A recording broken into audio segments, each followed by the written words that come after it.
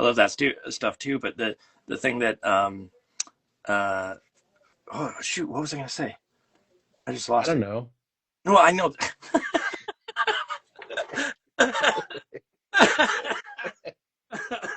No.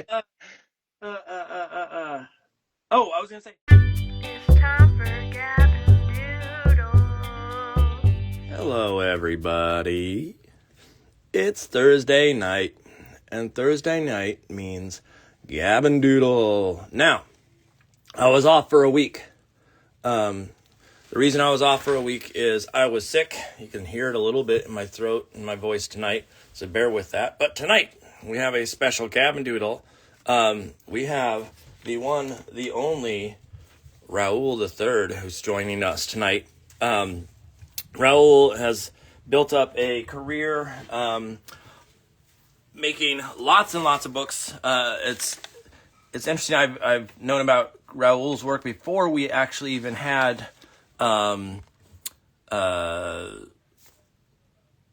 any books out of him. I knew him through other means, through gallery work and things of the sort. Then all of a sudden he's making these books, and they've been going nonstop. So some of the books I have here, Stunt Boy, the one that he did with Jason Reynolds. We have a lovely little illustration he did for our son in here of Stunt Boy. But amazing book done with all sorts of materials, etc. across the board. And then stuff like My Nap, My Siesta. So there's board books, there's picture books, there's graphic novels, etc. But the thing that he's really known for the most part, that has brought this like world about is the Vamos books, which are these amazing sort of collection of characters akin to, or the way that I look at this is a little bit like a Richard Scarry sort of world, where there's just all these characters that both teach you about the culture and the language of the sort of south and southern border edge of Mexico. And so there's these lovely books. He's going to be on tonight. Tonight we're making some work that is going to be auctioned off just as a good cause for folks in Minneapolis. There's another auction that's going on as well, but we just didn't make the cutoff for getting it in there, so we're just going to do it ourselves. So I'm going to flip the screen to myself and get us started. Okay, so here I am. Hello, everybody. My feed in the background also is having problems. Instagram keeps crashing on me, so I'll figure that out in a second on my iPad. But I'm going to let our guest...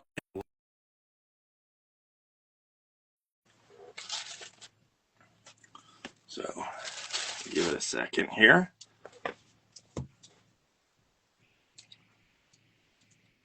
Hey, Hello. can you How are hear me? you?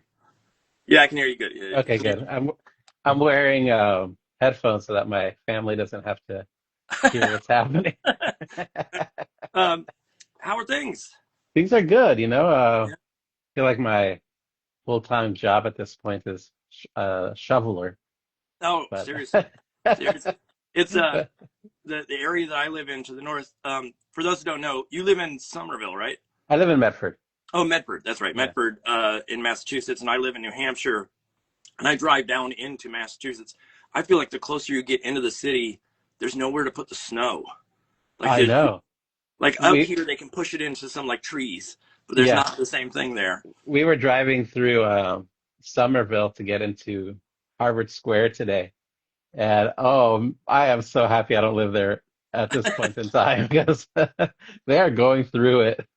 There's even today when I was driving through into school in Beverly, um, there was people still digging out, and I'm just like, I mean, this was what last weekend, and Yeah, we're on Thursday, and they're still digging out from this thing. So, I know. but And then to top it off, you know, I feel like everybody at this point in time has had like has been bedridden for a few days, and like, and to top it off, we have all that snow. yeah, It's been rough times. it's the people who make medicine for backs and like joint pain are gonna reel in a lot of money. They really are. Yeah. So tell me, we've been, I've known you for a long time now. It Yeah. feels like years. And At least a decade or more, right? yeah, at this point, I mean, the first spot that I saw you, I think, was when you came and did a mural at the school that I teach at. Um, you did a Oh giant, yes, it was like this giant like, wave. wall. Yeah. Yeah, yeah. And I remember seeing When your, was that who is this exhibition? guy? And then all of a sudden, these books start popping up, and they just have not stopped. There's just been Yeah.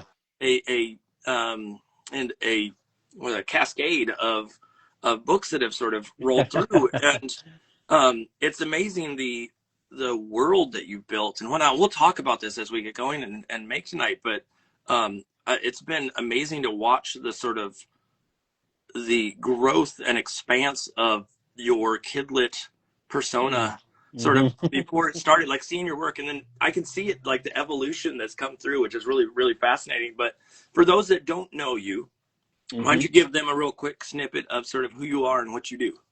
Well, so like when we first met back at Montserrat College of Art, I was primarily just an exhibiting artist, you know. Yep. I believe the curator, wait, I do. Her name is Leonie Bradbury and Yep. Yep. Maggie Cavallo. They invited me to paint this gigantic mural over the course of a few days. And so that's what I was doing at that time. You know, I was exhibiting in all the galleries across town, from Yeah. the MFA to Beverly to New Hampshire, and then fortunately I got some gigs up in California. But yeah, I was just primarily just exhibiting fine art type of stuff.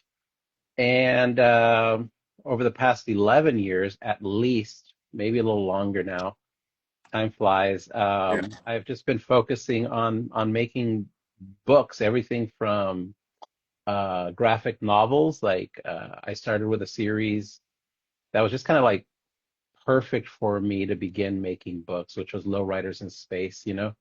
Yeah. Uh, it was There's basically, elements of that book in particular that, like, when I think of that mural, I go like, oh, there's certain textures and things that show up that cross over that you can sort of see. For those that don't know, yeah. I'm like, okay, I can see that's the evolution starts right there. Yeah, yeah. I feel so fortunate that I got to start with that book because it was basically just working with, ballpoint pens on paper, and my editors at that time, they were just so just they let me, as the kids say nowadays, they let me cook, you know, Yeah, yeah, which is really nice. And then I got the opportunity to pitch a series of picture books, and that turned into Vamos. And my editor there, Margaret Ramo,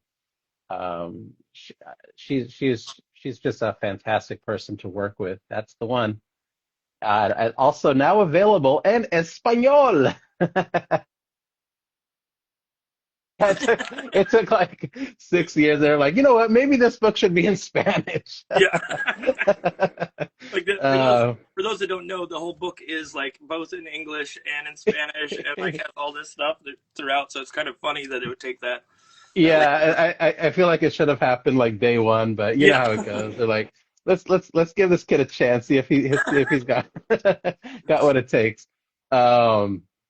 40-year-old kid, you know. yeah, Anyway, so yeah, then Margaret was. I just kept saying, hey, what if I turned this into like a Marvel DC type universe thing, and started making. So this one comes out it actually comes out next month. So yes. the wrestling books, and then the board books like you just showed. And then Margaret moved on to Little Brown, and she asked me to work with her again, and we We got this. I created the snips for her there. I have to tell you, I've been hunting that down, and I imagine because of the awards, I've been trying to get my hands on a copy at bookstores, Hmm. Yeah. um, at libraries, and it's gone. And I don't Uh, mean it like because it's a bad, like it's people have been buying it out left and right. well, I'm glad either that, or they just never ordered it to begin with for Yeah, their shop. I keep like I was going to places today. I'm like, do you guys have it? And they're like, we don't have any on stock right now. I'm like, I mean, it just won an award. Yeah, And like they're like, I assume that it's just people because of the lists that have come out of what's winning, that it's just yeah, like you see a surge in what people have of that stock. yeah. It's I was so it was so surprising to receive that call. I believe I got it on, I think Friday or Saturday night. Yeah, yeah. And yeah, it's just one of those moments that's just so, yeah, it's very exciting. And what I love about this particular award, it's the Outstanding Comic Book Award, and it's Hmm. given out now by the Graphic Novel and Comic Books Roundtable, which works with the American Library Association. It's the first one they've ever given out. Oh, really? Uh, I didn't realize that. yeah, so it's the inaugural award, and so it's just kind of cool just to be one of the very first Yeah. honorees. Well, you got Belpre. Is that how you say it? Belpre? The Pura Belpre. Belpre. You got Yeah. those stickers like on so many things that having a different one just for a change of pace. Yeah. Um, Yeah, and what's cool too is the medal itself, designed by this great illustrator named Chris Schweitzer, I believe is his last name. But hey, you all out there, yeah. check out his drawings because he's pretty prolific, and he's constantly sharing amazing drawings on his page. And then and so you have like all of those, but then you also have other like independent that are outside of that, like the stunt boy with Jason Reynolds. Like you have these Yeah. that are outside of those worlds, but this world of Vamos alone, and now the Snips, I'm assuming, is going that direction of like it's this cast of characters that has become, has blossomed into multiple books and those like the team up books and This one came out on Tuesday. yeah, yeah, exactly. Like it's the world. Like I imagine there's a point in your brain where you start to like lose track of which character is which and from what Yeah. series and from like Well, you know how it goes. Like there's certain characters that I could basically draw from memory, yeah, like Little Lobo, Cocorocho, El yeah, Toro. But then somebody will come up and be like, "Hey, can you draw La Cheetah for me?" And I'm and yeah. I'm like, "Oh, I don't remember, how to draw them You have to flip perfectly through the from book real memory." quick. Yeah, Like I what have page to is it on? give me a little refresher here. Yeah.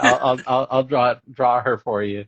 Or that's the one where they like I forget what it was that I drew at some school event where I drew the character. I'm like, and there you go, and I saw all these hands pop up, and I'm like, what's going on? They go, you forgot the tail, and I'm like, oh, sorry, like totally just spaced on it, I and know. it's so simple, but it's you forget because you moved on to the next project. Like at this point, the snips that you finished a while ago, and yet No, not really. There was about, I think last year I was working, or maybe a year and a half ago I was working on yeah, it.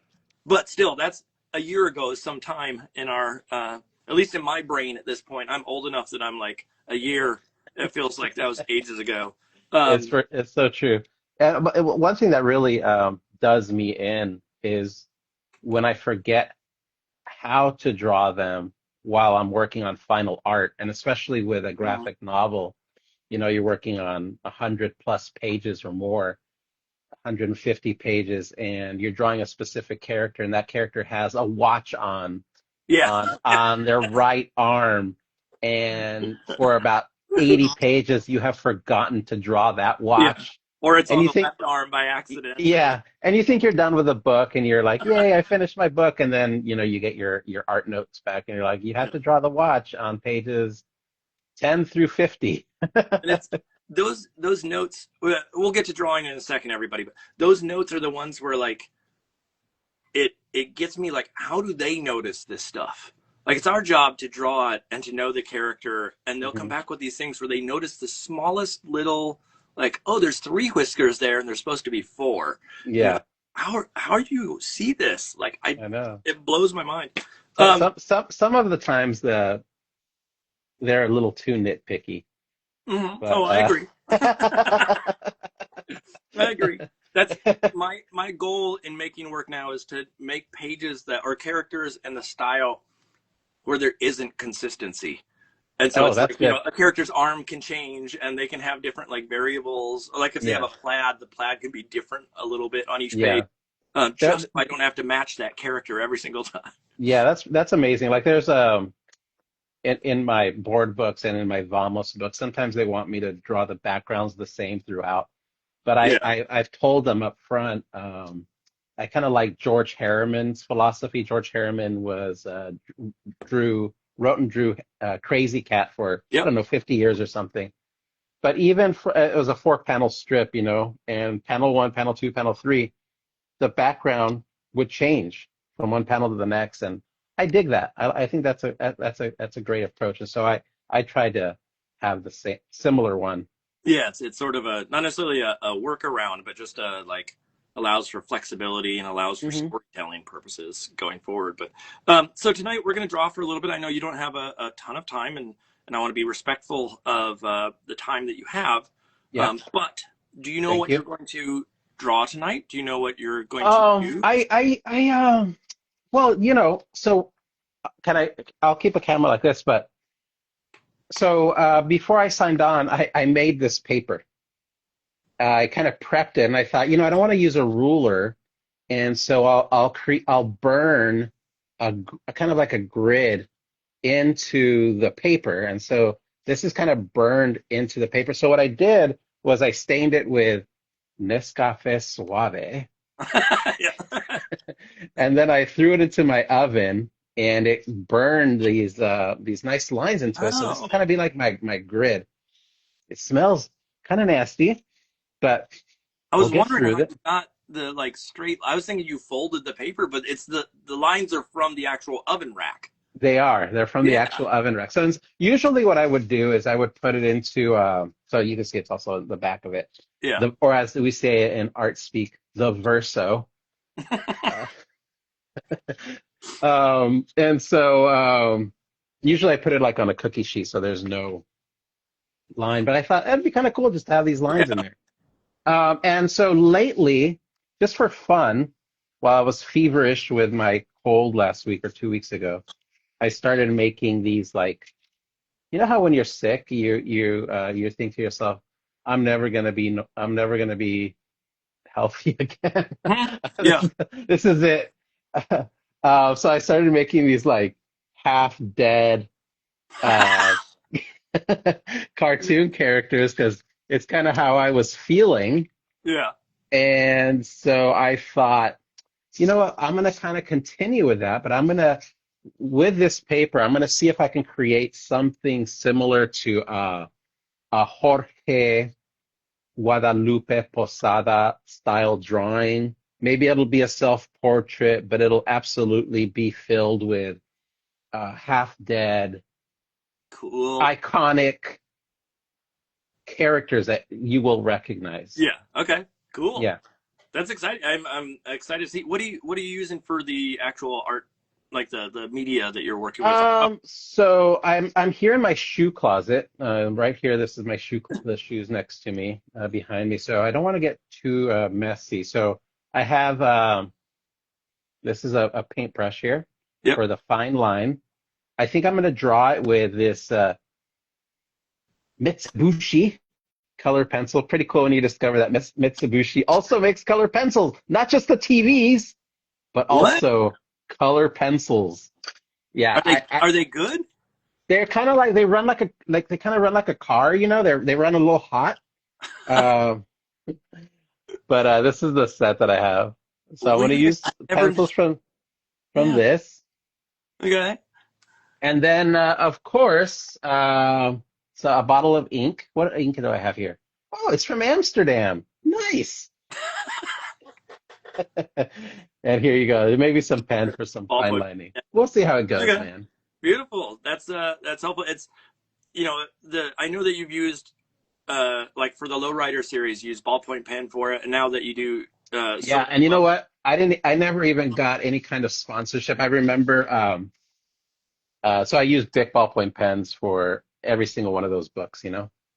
And I remember I was like, oh, maybe I could get some sponsorship from Bic. That would be awesome. yeah. And so I had my team like send them out letters, and they were like, that's really nice that he's doing that, but just let him know that a lot of artists use our pens. Yeah. But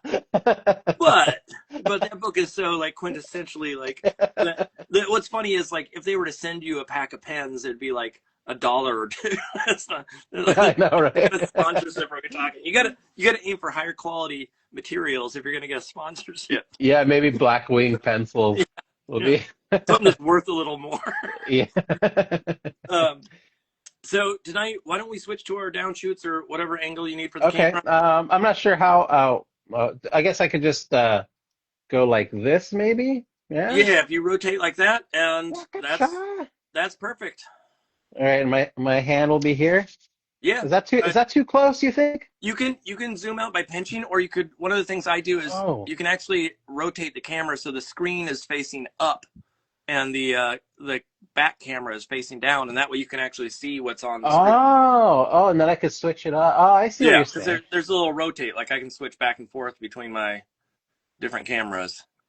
And so what I'll do is I'll keep a feed up here so I can see if people ask questions. Although it keeps dying on me, it's an old iPad, so hopefully maybe I need to restart it. Restart Yep. iPad. Restart iPad. Yeah, can't do that. Why can't it restart my iPad? That's weird. Um, just for some reason, it's Instagram keeps dying.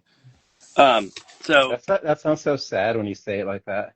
well, it's like it starts for a second and then it just disappears. So there's something wrong with that iPad. And if my wife is paying attention, maybe she can come take care of it. But um, so what I'm gonna do? I see her. She just said applauding hands, and then she said, "Yay, your iPad is dead." Yeah, Oh wait, no, there, she just said yay. she is very good at keeping track of all this. So what I'm gonna do is I'm gonna switch my shot, my downshoot, and we can just make and talk basically. So I mean, Can you see my hand? yeah, Okay, good. yeah, it's perfect. That shot Oh is God, here we go. Drawing under pressure. yes, yes. Have you done live drawing ever? Not really. I mean, I do tons of school visits, Yeah. So you have to be and prepared. basically, but you know how it is with school visits. You kind of just draw what you've drawn like a million times. So there's El Toro for the millionth time. There's Yeah. you know, It's not a real, not necessarily that it's not challenge, but it doesn't require a heavy lift on a no. regular basis. So tell me real quick, as we get started, I want to hear a little bit about sort of your early life and the idea of art. And hold on one second. What was that, bud? We're dealing with the iPad problem. Okay, it's the iPad down here though. Yes, we're getting you a different one. Oh, okay, thank you. Oh, My you have a production whole crew team. upstairs. Yeah, so my son's paying attention. He's on top of it. That's awesome. But I want to hear a little bit about sort of your entrance into art in general, and your perception of what you were going to be growing up versus what you are now. How did that Yeah. all sort of pan out Oh, as time went on? well, uh, Yeah. I've kind of always known that I've wanted to be what I am now. Oddly enough, I've been this has been my goal to do what I do since I was at least 11 years old. I kind of decided I will become a famous um, cartoonist. Did you That know was what did you know what an illustrator was, or like obviously cartoons, but did you know that it was a like distinct career? I kind of did because comic books. I really loved comic books, comic Yeah. books, and what was cool about a comic book was that it kind of told you right at the start, like written by, I don't know, I'm just gonna use like the well-known, like written by Smiling Stan Lee, drawn by Jack King Kirby, inked by Yeah. uh, I don't know, Mike Royer, that kind of thing. And so I kind of knew that these were all Like achievable.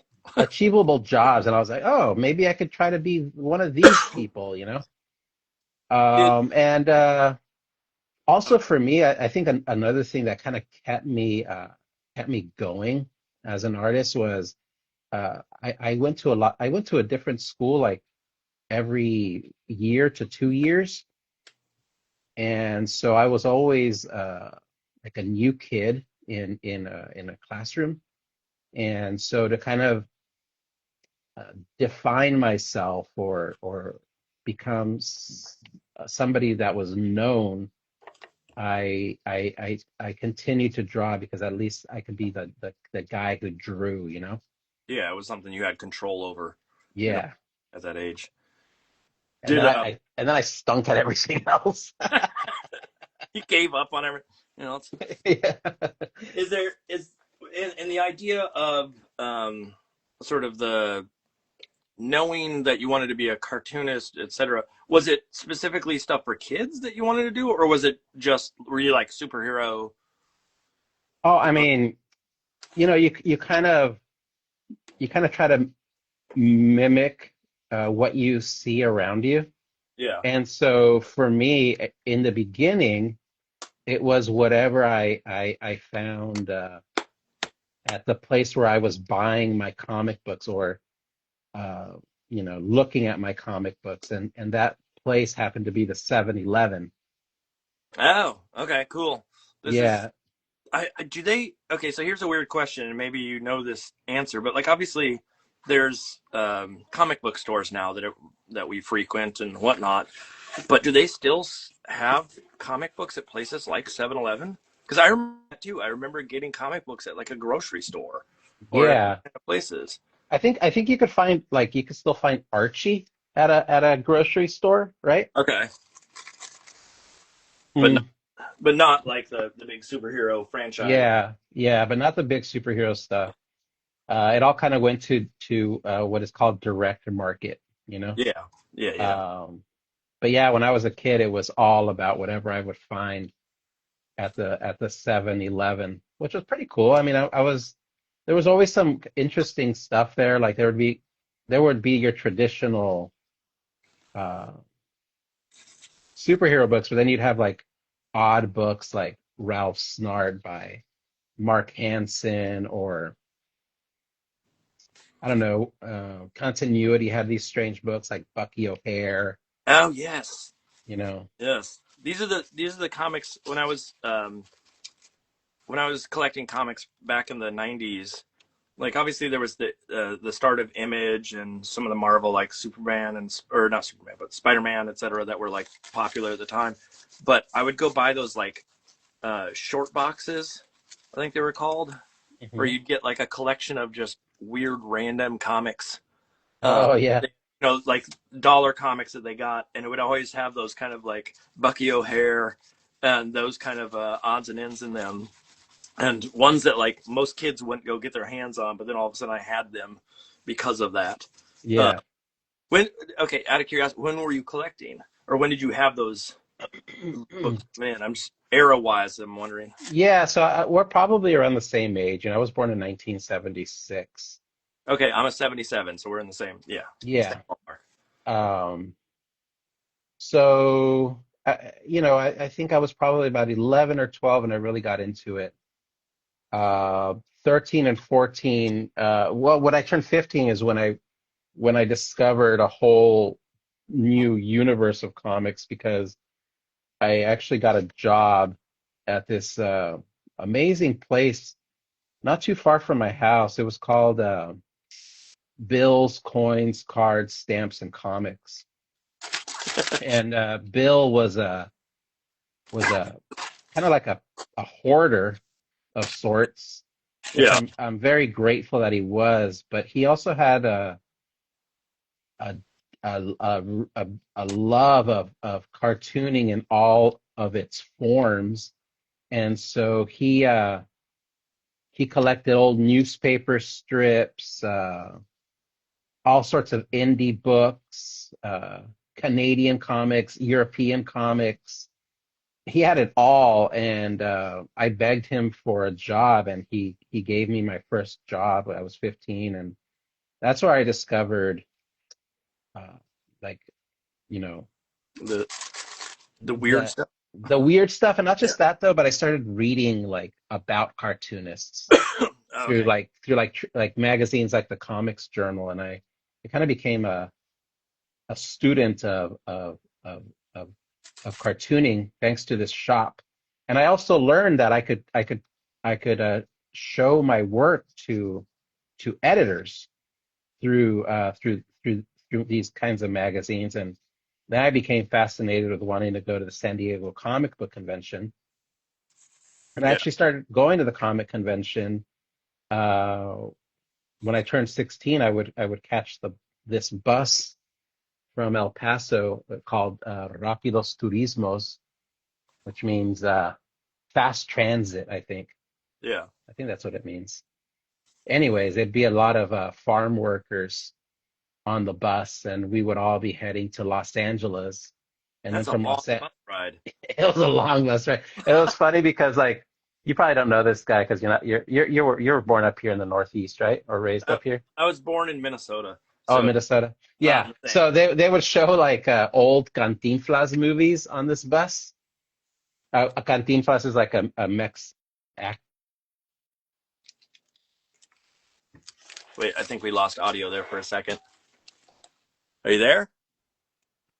But anyways, they'd play Uh, the same Cantinflas movie on the way there, and then the same Cantinflas movie on the on the bus way ride back. back. It was so boring. But yeah, I started showing my work to editors at a quite a young age, and my goal was that they would hire me, and then I could quit high school and go off and become a cartoonist. They never did that, but they would always give me encouragement and give me tips, things that I had to do to Yeah. improve my drawing skills.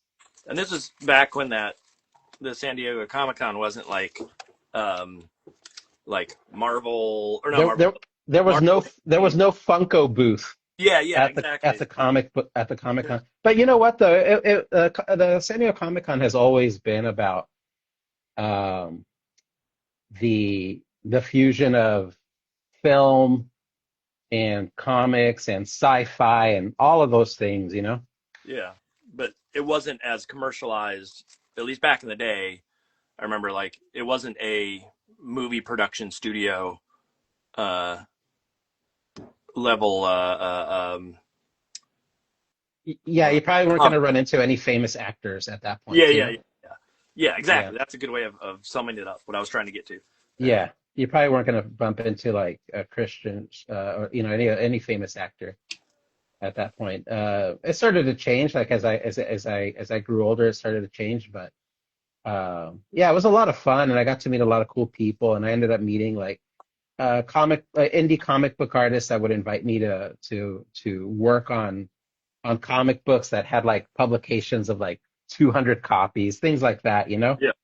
But it was a wonderful way to learn about what you had to do to become a professional artist. When you were working at that comic book card collectible store, did you learn about the other aspects too? Like, were you if it was coins, did you know a lot about coins at the same time, or was Oh, your like focus on? man, so I remember one day I was working the counter. I was working the coin counter, and this woman walked into the shop, and she kind of parked her car, or she walked out of the driver the passenger side, Yeah, and she kind of they kind of parked their car horizontally to the door, which I thought was kind of strange. But she asked me if I could show her like this old $100 bill that we had in the case. I was like, oh, absolutely. I'd love to show you this bill. I had no idea what it was. I'd actually hadn't paid much attention to it. So she grabs the bill from my hand, pretends to look at it, and then slips out the door and gets into the car and drives off, never to be seen again. I pretended nothing ever happened, and from that day forth, I never worked that counter again. just because of the slip up of one sort. But did you like have to know stuff about it in general though? Like, or was it a No, not really. Like Bill was the big stamp guy and the coin guy. Okay. And there were two guys there, this guy named Joe Justice, really cool dude, and this other another friend of mine, Jeremy Peck. They were the sports card guys, so anybody could come in and ask them about, Topps Comics or Upper Deck or whatever the heck. Yeah. Yeah. And they knew all the players, like I still don't know much about sports. I could care less about that stuff. But I was the comic book nerd guy. There's the idea. What was that? Wait, what was that guy's name that you said that was the cool? Uh, Joe Justice. Justice. I'm like, that guy's the comic book guy. He should be the comic book guy walking around. Like, I know he's like back practically like Steve Rogers' name. He's got like Captain America style name. Yeah, uh, so that was kind of a instrumental in my origin story. yeah. Now, did you with jumping into this world of kidlit? Was that something that I mean, you and I have the same agent, so it's not like um, it's foreign to me the idea that that you how an agent works, or specifically how your agent works. But I'm wondering, sort of, was that something that you knew early on that you needed to do, or was that something that sort of came about because a book landed in your lap? Where did the working with Jen sort of spring forth? Yeah, I uh, I feel like a lot of my success has almost happened through serendipity. Okay. Um, I was so I was working with a dear friend of mine at the time, who I was always hanging out with. This great artist named Dave Kirsch. Mm, Wonderful. He's a librarian, but also just this amazing cartoonist. And he was working on this uh, comic book with another librarian who lived out in Portland, Oregon, and for whatever reason, he just did not want to work on this book anymore. He didn't feel he was right for it. I completely disagreed, and I thought, man, you're making amazing work. Anyway, he wanted me to take over the project, and I knew there was no way in heck that I could follow in his footsteps. yeah. So I said, you know what? I don't want to do it, but I will talk to the person you're working with just to see what they're thinking. Okay. Anyhow, uh, this all happened because at that time in the Boston area, I was making a lot of zines with my wife and my friends Dave Ortega, Rhonda Rattray, Ken Boutte, and then we would table at conventions and sell our zines. Zines, for those of you who don't know, are like self-published comic books or magazines about whatever the heck you want to make Yes. them about. Yeah. And so the librarian that he introduced me to was also a zinester, and she agreed that I wasn't right for the project that Dave was trying to hand off to me. But she asked me, "How about how about we work on something else together?" I thought, well, yeah, why not? Let's work on something else. And so about a day or two later, she sends me this idea she'd had brewing for quite some time. And the script was so amazing that I knew that it was a project that I absolutely wanted to work on. And that project turned out to be Lowriders in Space. And So so your entry point was pre-agent then. free agent. So Yeah. Okay. Kathy and I started to develop it. I knew that I should draw it in ballpoint pen because ballpoint pens have a lot of cultural significance, especially in lowrider culture. And And I always do sponsorships too. That's what I heard. You're always, yeah, yeah. And so she tried selling it for years and years. It was like 2 or 3 years that Kathy tried to sell this project, and nobody was biting. Like they would send us like letters like "not right for our audience," too marginal subject matter, things like yeah. that. And Kathy, I Kathy kept working hard at trying to find an audience for this project. I was kind of working on my gallery work, so I was doing very well exhibiting artwork, things like that. But then out of the blue, Kathy learns about this like elevator pitch contest that was Mm, sponsored by these this husband and wife team, Ariel Eckstad and David Henry Sterry, and they call themselves the Book Doctors. And oh yeah, so Kathy asked me, "Hey, do you think I should what do you call it? Uh, like pitch to them. yeah, be a part of this contest?" And I said, "Yeah, why not? Go for it." I had no idea. To me, like the book doctors sounded totally fake. I was like, Yeah. that, that sounds weird. Book doctors, what the heck is that? But anyhow, they were totally legit. Kathy wins the elevator pitch contest. And lo and behold, about a week later, they're introducing us to Jen, our agent, Yep.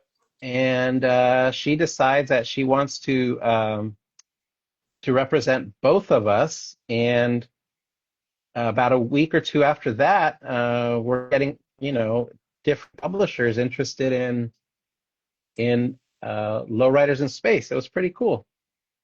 That's great. That And then I decided, you know what? This is my opportunity. I'm gonna now switch all of my focus on trying to be a children's book person. but you never gave up the the comic sensibility and the like. It's a matter of like the stories that you're telling are maybe aimed towards a little bit of a younger audience, but you're still like the comic book guy in all of this. Like you never lost that thread, which is Oh, great. oh no! I mean, it's anything I do, I try to figure out a way to make it bring my cartooning into it. Yeah. The and then on top of that, your partner in crime there has been doing color work for you for ages, and so it's become this like um, this team Yeah, effort. so it's a little mom and pop shop, for sure. Yeah. Do you Yeah. do you ever? I mean, like with Elaine, do you ever have conversations about like? Um, I mean, obviously you're working together on these projects, so it's not like you're disconnected in the sense. But I feel like your name always takes front and center on those books, but she is such a huge part of it in Hmm. the coloring in these, like looking at some of the Vamos books in particular, like some of the tone of everything is so important to capturing the essence. That Was there ever any pushback from any of the folks out there that are like, well, this is a Raúl piece. This isn't a like she always gets the name on the cover, which is lovely because she's Yeah. part of it. But was there ever any pushback at any point of like, well, this is like Yeah, absolutely. Like there was a moment, like the very first, I think, edition of Vamos. Her name isn't on the cover. oh, really? Yeah, and so that was something that we really had to be like, hey, she Yeah, has to be on the not cover. cool. This would not be possible Yeah, without what she's doing on these books. And so yeah, that had to be conversation. Also, there isn't, maybe there is now, but at the time it was like, well, nobody does this where it's one. Nobody does picture books like this where one person is just drawing it and somebody else is coloring it. It's yep, usually yep, either or. And I had to be like, well, I want this to look this way, and only Elaine can make it look this way.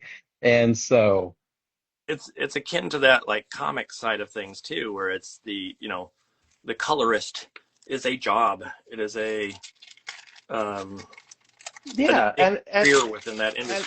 yeah, and my way of thinking has always been like it's always so great to work with a wonderful team of people, each who is bringing their amazing skills to the project.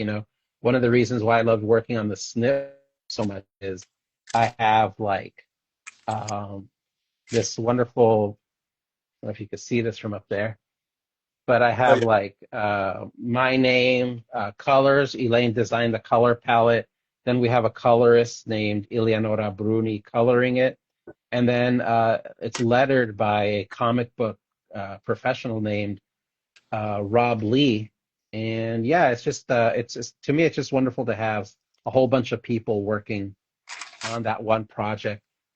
Yeah. Plus, it also allows me to kind of move from one thing to the next, you know? I think it's like a great element that's in there, and it's one of those things where like you don't see it as often in the picture book world, but it's such a smart process. One, it speeds things up for you in a way, I hope, or maybe it's more challenging. I don't know, the but the idea that to give credit to the people that help on those things, like the equivalent of my wife. I was thinking about this the other day. Everything that I try to write, my wife has some say in. Whether That's awesome.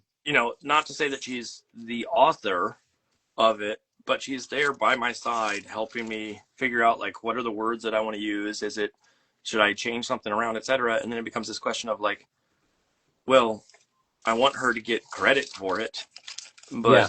I can't go to the publisher and go like, you know what, put her name on it in the same without having the argument of like, well, who actually did it?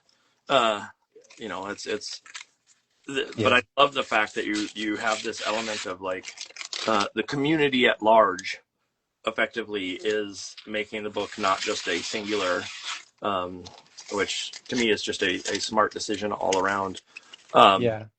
is now that you've been working in this industry for as long as you have, do you feel like um, It's only been 11 years. that's still that's a decade?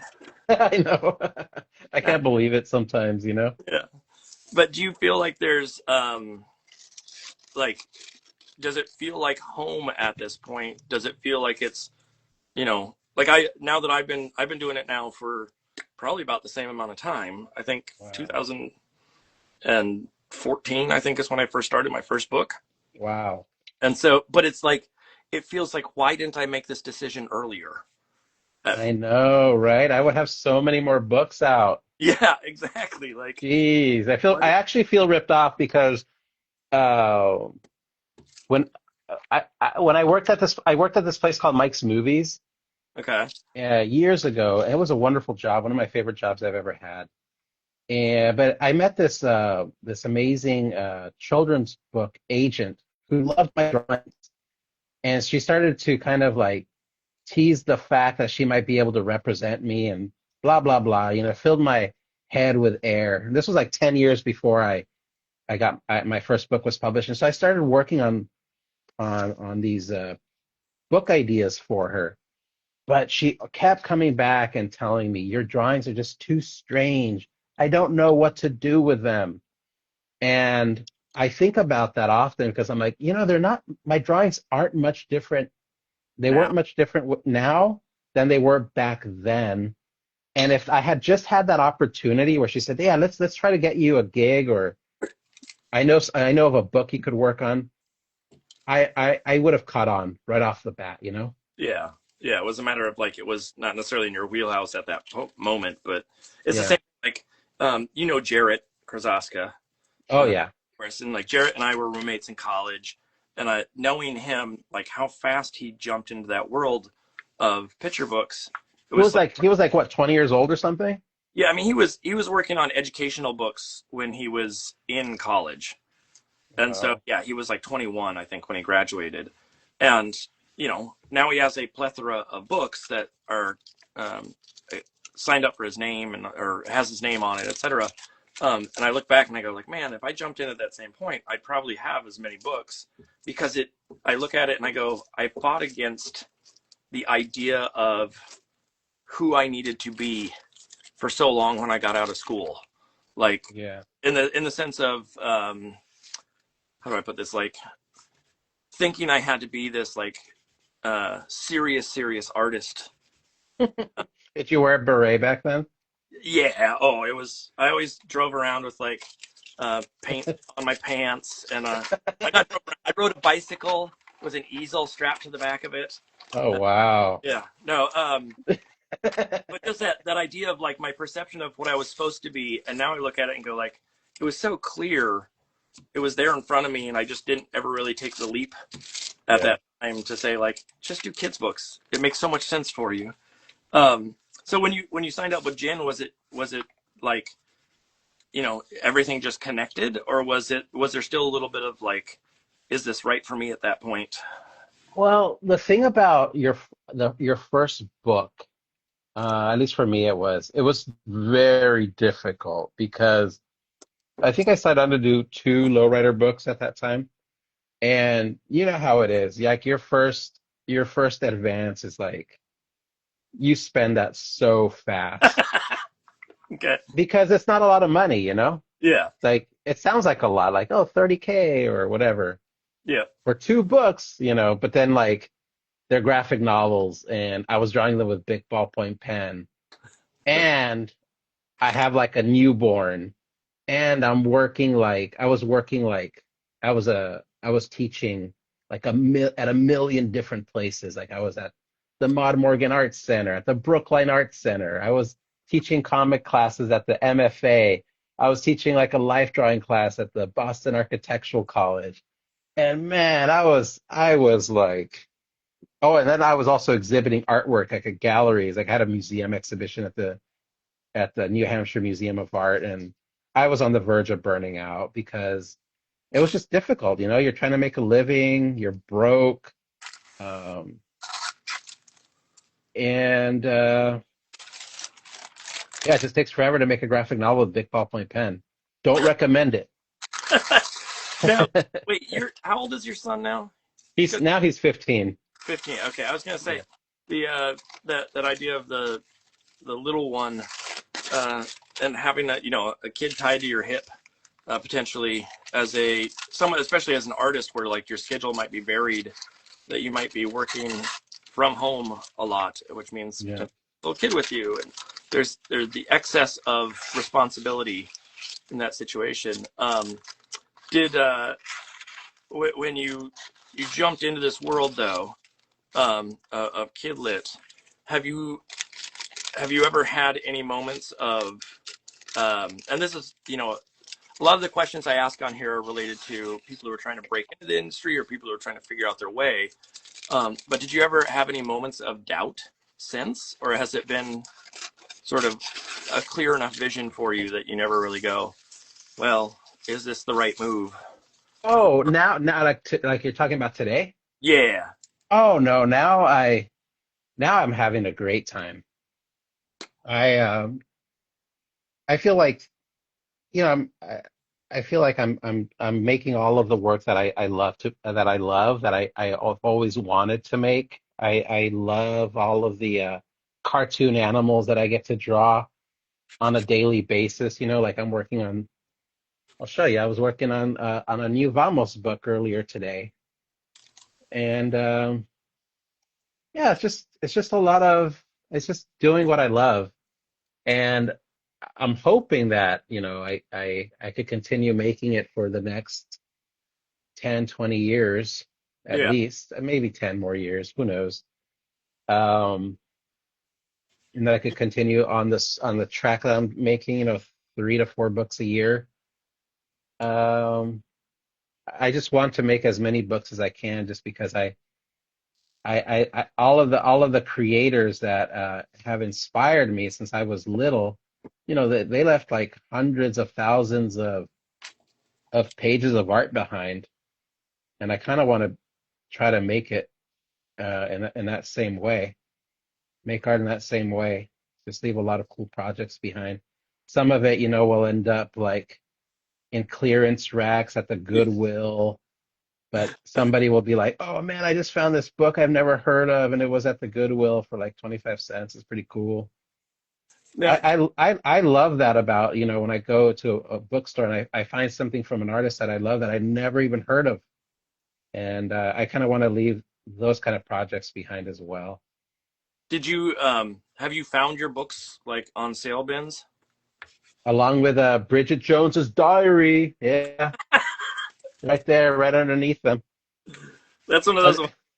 I remember seeing one of my books. I forget where it was, but it was that same sort of thing where it was like seeing it on sale or like on a like the equivalent of one of those racks where it's like we're trying to move a lot of stock that we have from the back out to the situation. And it's like, oh, it stings a little, but I understand it's part of the process. But I get it. Um, oh man, there's like a major bookstore here in town in Boston, and there's this bookseller. They always have like this warehouse sale. I'm oh, really? not Uh, I'm not gonna name which bookstore it is, but for in whatever reason, this guy who works at this bookstore, every time I go in there, he's all, "Oh man, I'm so sorry, dude. I didn't want to tell you this, but I was able to get like your book on for my remainder pack. I mean, I know a lot of authors don't like it when I do that, but I just want to tell you right up that I just got your book on remainder."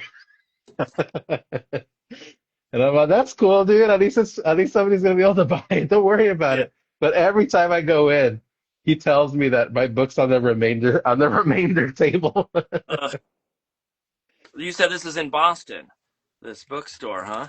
Uh, I mean, it's in Minneapolis. It's in New Hampshire. yeah. Well, I'm It's sure because there are multiple bookstores in the area, so it's not like it's in that it's uh, we know the exact name, but um, well, oh, so the Vamos books though, have those been like, are those moving towards at any point becoming a franchise outside of books, like with how dare you ask me that question? why? No, just kidding. Wait, what was the question?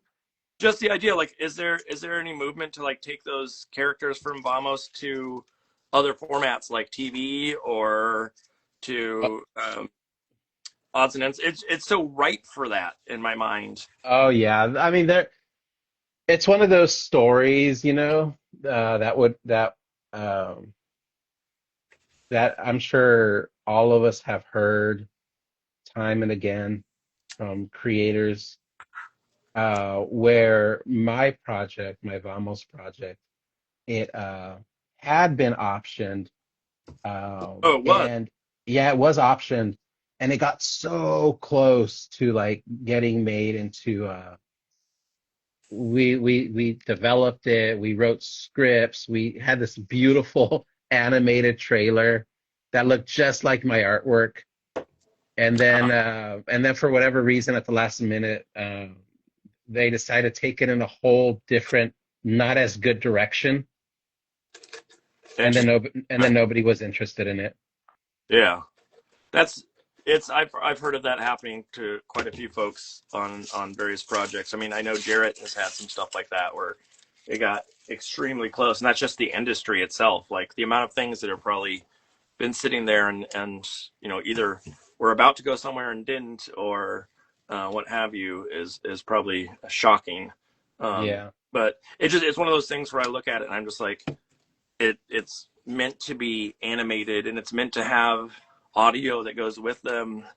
And Well, it's absolutely like anytime I start a project, like I I love to make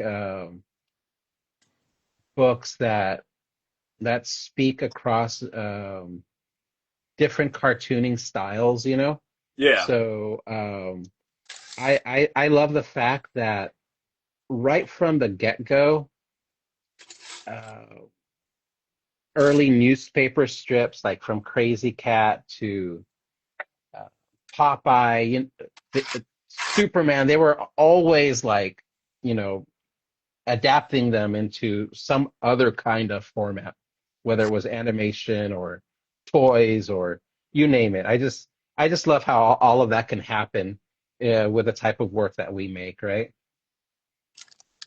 It's exciting. yeah. No, I mean, well, you had which character was it that was made into a stuffed animal? Why am I Oh yeah, that was Little Lobo. Little Lobo? That's right. Yeah.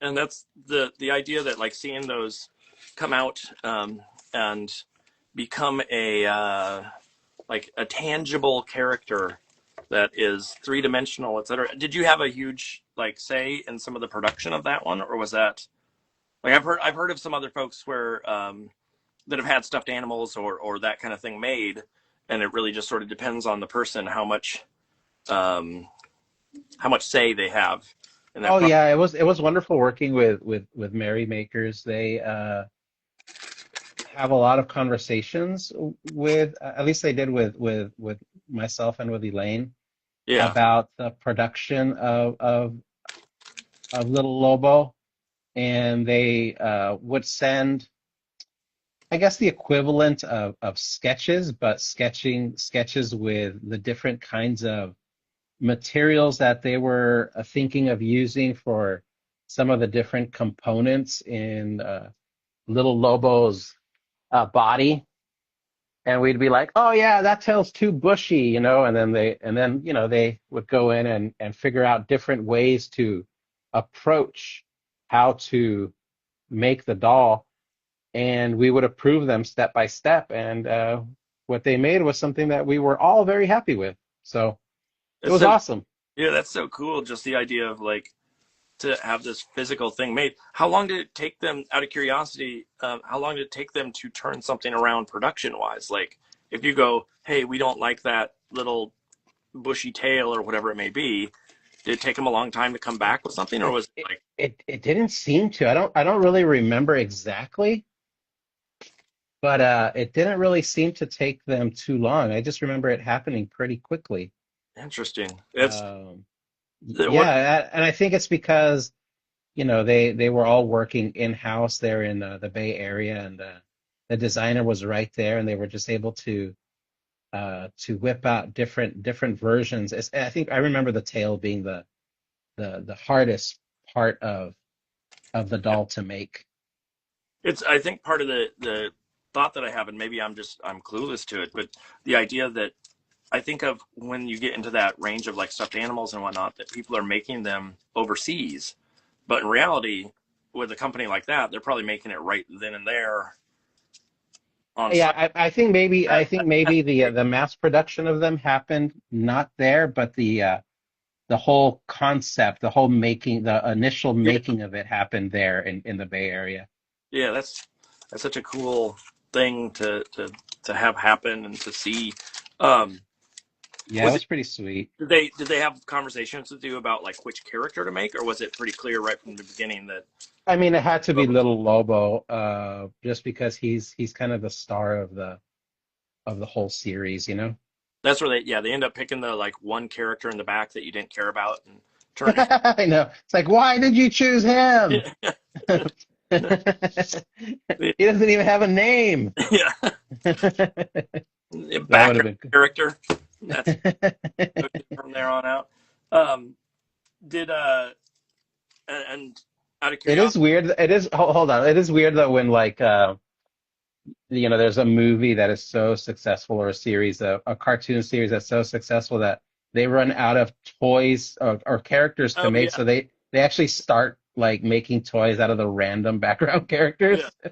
I mean And those are the ones that always end up on the clearance rack.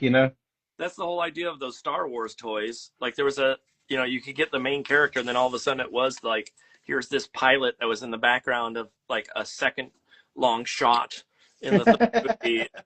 Cool, great. And Um, there are those completists, right, that have to have it. yeah, yeah, that they're excited by that one character. Like, um, did have you been approached by others about the Vamos world itself, in the sense of like, hey, we have an idea for a project for you, or something we'd like to do with these characters, or just because they are so like, not necessarily the word flushed out came to mind, but they're so expanded to a point where there really is a big world ready to go all sorts of directions. Not at the moment. I mean, I've been sitting by my phone for a while. Yeah, Uh, yeah.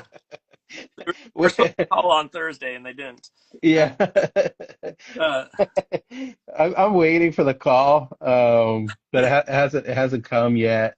I'm hoping eventually somebody will get wise and They And must have forgotten or lost your number. It's got to be. There's a there's someone out there that like you got a new phone or they got a new phone. They dropped their phone in the toilet and they haven't been able to get it out. Uh, yeah. So them. if anyone happens to try to contact me through Yeah. Gavin Doodle, you let me know. um, are you going? Are you participating in the graphic novel festival again this year? We're at Silver Unicorn. Yeah, Silver Unicorn. Yeah, I was invited this year, so I was actually invited last year as well. Yeah, But I couldn't make it last year. But this year I will be there. I can't wait. they have a good lineup this year. I can't like last year was good too, but like Wait, so you knew that I was going to be there then? uh, I couldn't remember who was on the list. I knew some of the names that were coming, but I thought I saw your name on the list. Who else is coming? Dan Santat, Oh, the that's Pumphrey a brothers. wow. He's Uh, coming in from a far away distance. He's coming in from LA then, huh? yeah. No, he's Wow. coming from a ways. Um, who else? There's like, The Pumphrey brothers are going to be there? yep, yep. Nice. They're Uh, really cool dudes. shoot, who was there? There was one in particular. I was like, oh, that's exciting that they're going to be there. And um, my wife may be listening upstairs. It was I don't think it was Matthew Cordell, but it was someone where it was like, oh, that's like a name where I'm like excited to see their stuff. Man, who was it? But they just had a list of people that I was like, dang, they really are hitting it out of the park with I mean, they've kind of been hitting it out of the park since day one, though. Their yeah. first, the Yeah, you were first, the first one, right? I was there yeah, I was there at the first one. They I am in the history books, there you the go. Silver Unicorn history book, as one of the first guests of their convention, and it was Here- great. Here's the real question: how many Silver Unicorn tote bags do you have? I'm the thing that I'm happiest with from Silver Unicorn is their winter hat. Oh yes, yes. Are you talking about the like red and blue? Like And it's got like a little ball on top of it. yes, Yeah, yes, it's pretty incredible. It's a really good hat. yes. No, that we have I think a couple of those in a house. It's funny that we're talking about that in particular, like the hat choice. But no, I agree with you that it's one of those hats where when I saw it, I was like, it's not only is it high quality, but it's like the color choice Yeah. works well with things. It's like Yeah, this like it like makes you understand why like people want to wear like a jersey, you know? yeah. Like I like think it's like, oh, I get it. Like I want to wear this because of the color combo and it looks good. it's we're getting into like the real deep weeds here when we start talking about the hats from a bookstore. Uh, Well, because there's not a lot of bookstores that have hats. well, where are there bookstores in Medford in particular? Like I know Medford. I used to live in Somerville, etc. Right next Oh, to you there. know, there's a great bookstore in Medford. I should do a shout out to them. Whoa, did you just say Medford? I did because I've been here for so long that if I don't say it that way, I'll get beat up. Okay. Yeah. Um, it's called The Moon and Back. The I moon and believe that's what it's called. Yeah, The Moon and Back. And what I love about this bookstore is that it specializes only in kids' books. really? Yeah, Oh, okay. Because my wife and I get out to kids bookstore or get out to bookstores, and obviously like lots of kids books, etc. But finding one that just does kids books is like that's Mecca. That's the yeah, exactly. And uh, like it's great because you don't have to go through this whole store and like, yeah, all you the don't have to. boring biographies. I know you don't have to see like that those books by like The Devil in the White City and all that crap. Uh, you could just jump straight into the good stuff. Hey, how dare you? I did like Devil in the White. I liked it too. It was a great book. Like calling out things from my past that you're how That was a great book. um But you that know what I'm talking about. yeah. No, that idea of like just having a kids bookstore that is kid stuff is great. What the moon and back? That's what I think that's yeah. I believe that's. My memory is not what it used to be. okay. But Okay. the Moon and Back in Medford, right next to El Vaquero burrito store. Oh, now you're talking my language. Two in one. Yeah, yeah. There's some really good eats around that part of town. I'm embarrassed for my life that like planning adventures like that. Like when we go down to Silver Unicorn, there's like a little grocery store there called near there called Idlewild, um, that we stop by on the way home, and they always make like a really good sandwich. And so I've got to Ooh. a point in my life where when I decide to go somewhere, one of the thoughts is always like, okay, what can I get for food that's in Oh that? man. I mean, So that's the best way to plan your life. What are you talking about? You should always be planning your life around what is there to eat. Like I was so excited to go to, my wife was like, "Hey, will you take me to pick up my glasses at C in Harvard Square today?" And I was like, in the back of my mind is like, I was like, yes, because that means I get to eat ramen at that ramen place that I really love. now, does she know that you're stopping to get ramen at the ramen place? I That's the said, after we picked them up, I was like, hey, so how about some ramen? You know. slide. I'm all of a sudden I'm peckish. Uh, so talk to me a little bit about the awards stuff that you've won. I mean, you've won that the Belpre uh, award so many times that I assume it's just yours to win every time. Oh boy. Yeah, it's been 4 times, only 4 times. Four That's more times than I've won it. times. But Yeah. is like the idea of those awards. That's one of the things I was talking with Dan actually on here at one point. We were talking about like when he won the Caldecott and how much pressure it puts on someone, um, that you've made it obviously in some sense, but there's a lot of pressure of what people expect of you going forward.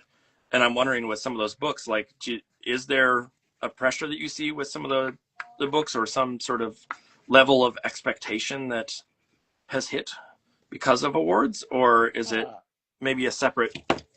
I honestly don't. I honestly don't even think of what expectations or what anybody I don't think anybody expects anything from me. Yeah, there's Boy, I would be seriously disappointing them if that were the case. No, I don't think that's the case that yeah. anybody would expect. I wouldn't want to think that anybody expects anything from me, you know?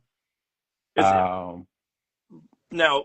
Is there a level of like, because you have won those awards, that not necessarily an expectation level, but a desire to, um, well, how do I put this? Not necessarily that, because that makes it sound like it's an expectation too. I was going to say just the idea of, um, when you win an award like that, especially an award for a book that's really about showcasing diversity and showcasing um, uh, this culture and things of the sort. Um, there can be a pressure that can be put on to people just to like represent.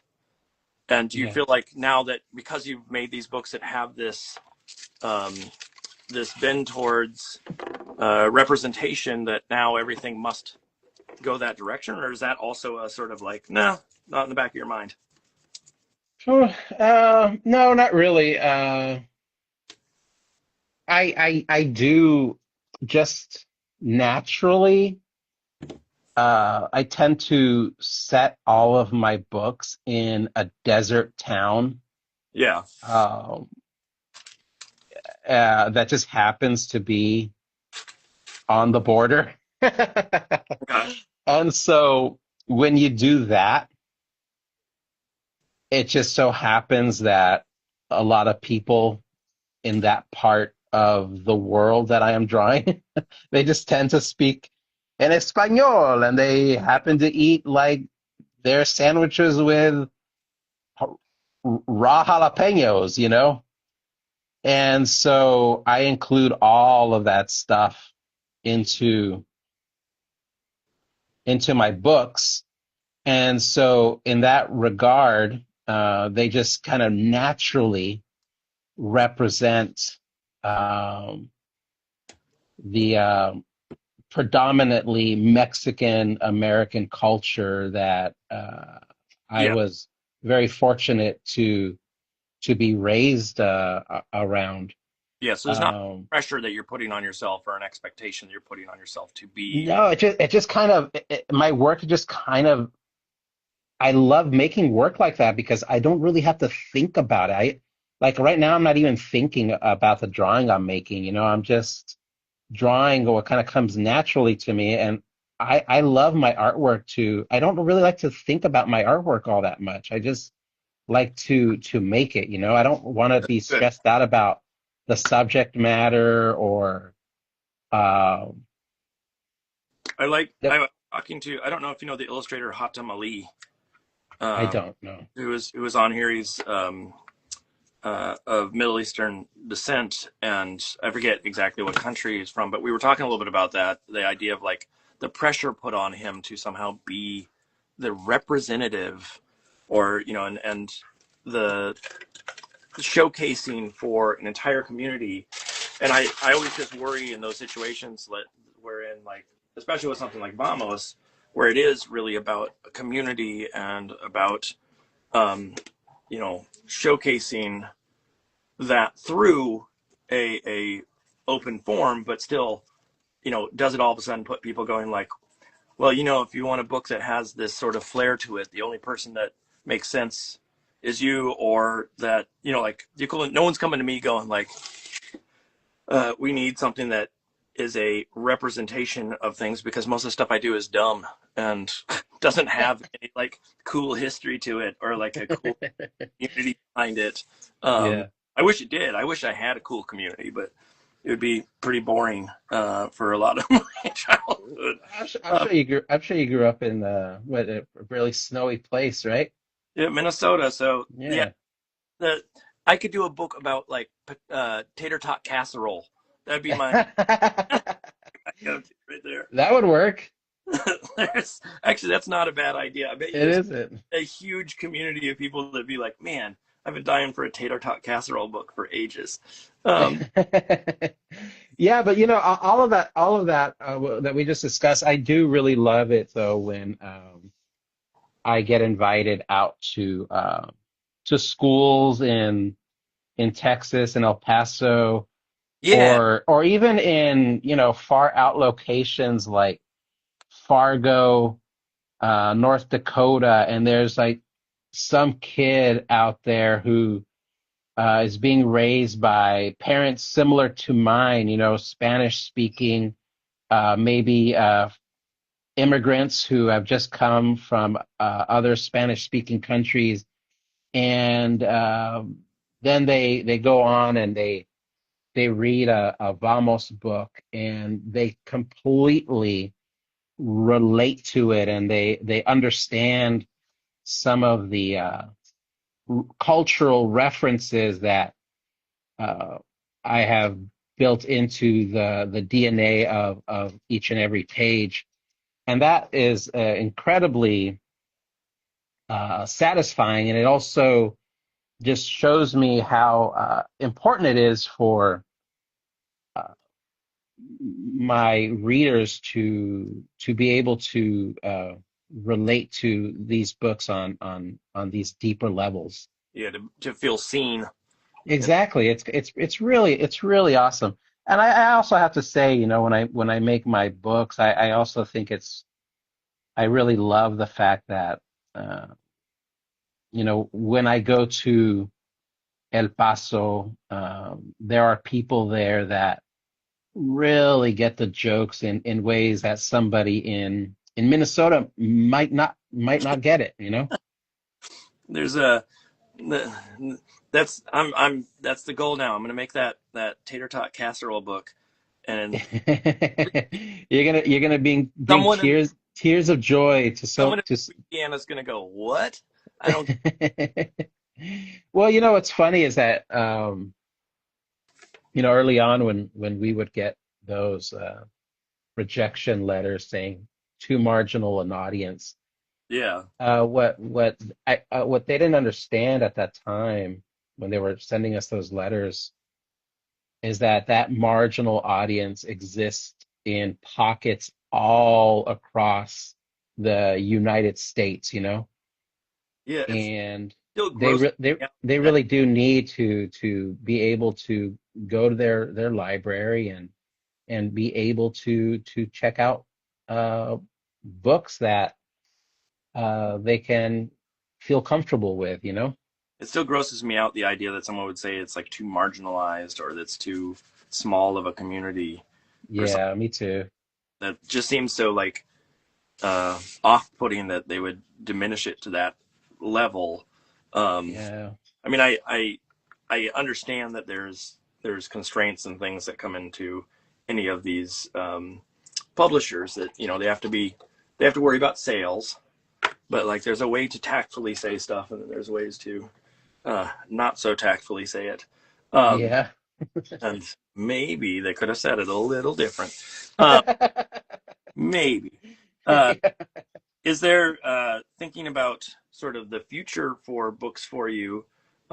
One of the things that I've been super impressed with is the type of books that you've done has not been a singular type, like the equivalent of doing board books and doing graphic novels and doing stuff for like Stunt Boy, which is sort of this, blend of novel and image, and then picture books, etc. Um, are there other areas or other books that you want to like types that you want to tackle? Are you, like, is there a range or is there a limit where you Yeah, go, but there's so many different ideas that I still want to approach, you know. I maybe want to do a picture book in the way that I'm currently drawing now. Um, there's different subject matters, there's genres that I would like to tackle, collaborations that have yet to happen that I would like to see happen. We'll see.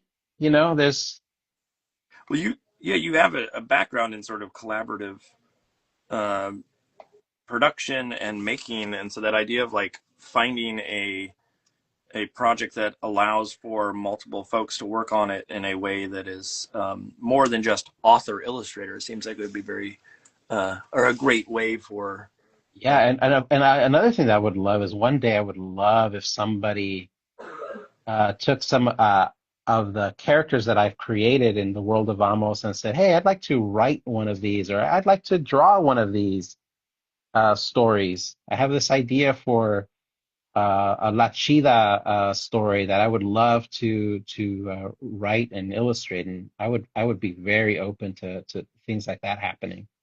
hold on a second, because that did happen to like some other books, but it turned into like 50 Shades of Gray. And are you sure you want to take that? You want to go, here's the romance novel version of the Oh, my friend Kathy Camper and I talk about like adult versions of our characters all the time, oh uh, which would be funny. I mean, I would love to. I think it'd be kind of cool to take some of the characters and age them up a little for older audiences. Like I've had ideas of doing a middle grade graphic novel with El Toro and friends. I think that would work fantastically. that would be cool, like a teen, like yeah, middle grade, middle school, kind of like the awkward years. Yeah, exactly. Like when they start getting acne, what happens? Yeah, when that gym really gets stinky. The no longer is it team up. It's every man for themselves situation in there. Um, it's that idea of that sort of collaborative element. Have you ever written for someone else to illustrate in the past, or to work on a project where like your role was not the artist but was a different sort of capacity, the maybe not the visual side of any sort? No, I've only ever just written, work for myself to illustrate, which is a lot of fun because I get to decide what I'm going to be drawing for the next, Yeah. 4 or How? 5 months. Yeah, yeah, And then I've illustrated uh, other people's scripts. yeah. Me too. Like Jason, Kathy. just finished, practically finished a book. I think it's coming out this year, in the fall. It was written. It's by Benjamin Alidez Sines, who did Aristotle and Dante Discover the Secrets of the Universe. Whoa. And that book was it was a very interesting book to illustrate, being that we're both from El Paso, Texas. No, wait, is it about Dante and like the? No, this book is called Abuelita Fina and Her Magical Umbrella. Okay, okay. And it's a picture book. What's interesting about this picture book is that it had already been published and illustrated by someone else years and years and years ago, and they decided to I guess publish it again with a different artist this time around, and that's where I came into the picture and took Have you it in seen a. the original? I Like when it haven't. I know I was scared. I was afraid to look at it, so just be, you would lean towards it, or you would have some I don't know. I don't know if I would lean towards it, just because I have a very specific way that I approach my drawings, you know. Yeah. But I don't know. I just didn't want to have any of it in my subconscious, and so I decided that I wouldn't look at it at least until I was completely finished with the project. Yeah, no, that makes sense. The sort of separation of church and state sort of situation there. Um, Yeah, exactly. is there are there folks that you would really want to work with at some point? Like Oh, as you have collaborated, are there people in particular that are on your like dream list at some point? well, Like, there's an author in town who I really like quite a bit. I've hung out with him often. His name's this guy named Jack Gantos. why does that sound And, familiar? oh, he did this book called A Hole in My Life, which is a autobiography he wrote about the time when he was a kid, a 18-year-old, and he was thrown into jail for basically being a drug runner. Oh, okay. And then he did why am I blanking on all of his titles right now? I knew I shouldn't have been sipping on this cerveza while I drew. oh, oh, Um, oh, oh. That's I didn't see that in the background. yeah, I'm hiding it. It's in a paper bag. You got it. Okay, wait. You Oh, got it's called Dead End and Norvelt. okay, okay. Yeah. Oh, and he also did Rotten Ralph. He wrote the old Rotten Ralph books Hmm. way back in the day. And is are you in contact with him, or is this Oh a? yeah, I've hung out with him, you know, and had coffee with him and things like that. But we haven't, you know, worked on anything together. But that's just that would be fun just because I get along with him nicely. Now, on the opposite side, is there anybody you don't want to work with? No, I'm just who's your arch nemesis that you want to stay away from? Um, There was this guy who I would never want to work with. He used to draw this strip called, I believe it was called Dilbert. yeah, I was like, you're naming something. Like, who are you name? Yeah, that's in the clear. This guy named Jim Davis, like like someone who we all like is beloved. Of some, you know, the yeah, the guy who draws. I'm sorry if you wanted to work with him. I apologize for No, naming. no, I'm good. I'm good. He's on. With the things that he has said, I'm good.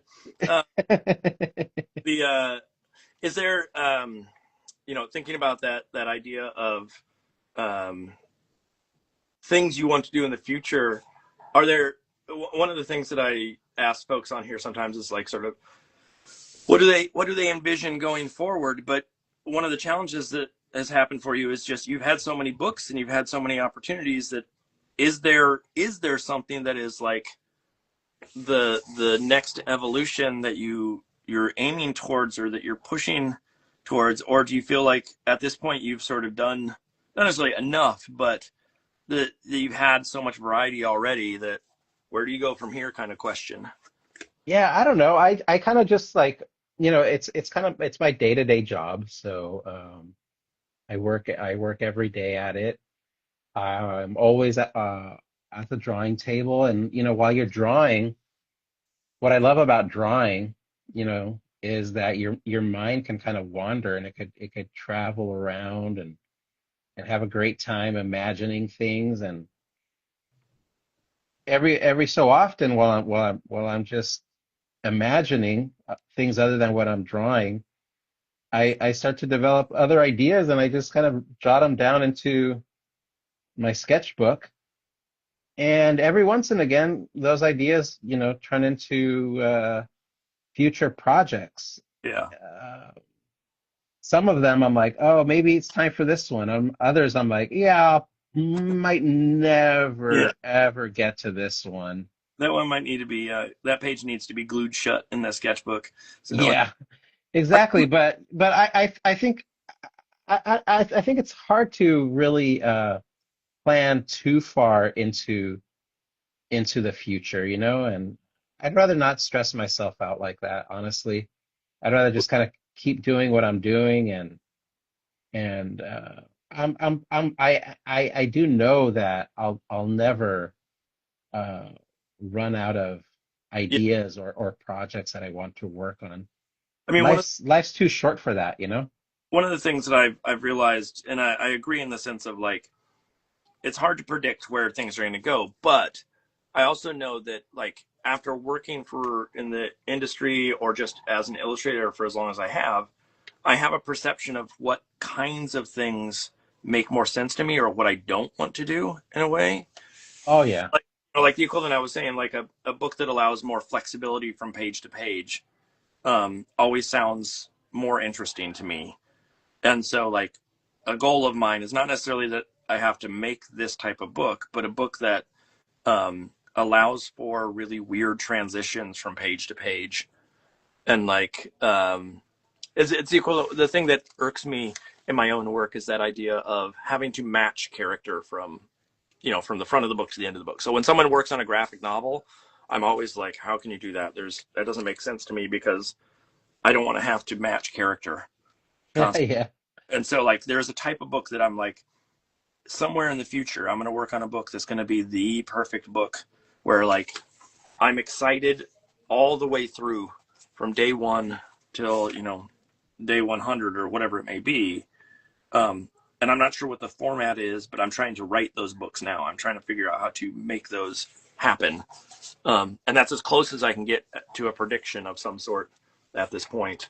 Um, the with your saying that you work every day, weekends too, or Yeah, I kind of tend to always put lines down at some point in the day, even on weekends, just because the days can be pretty long otherwise.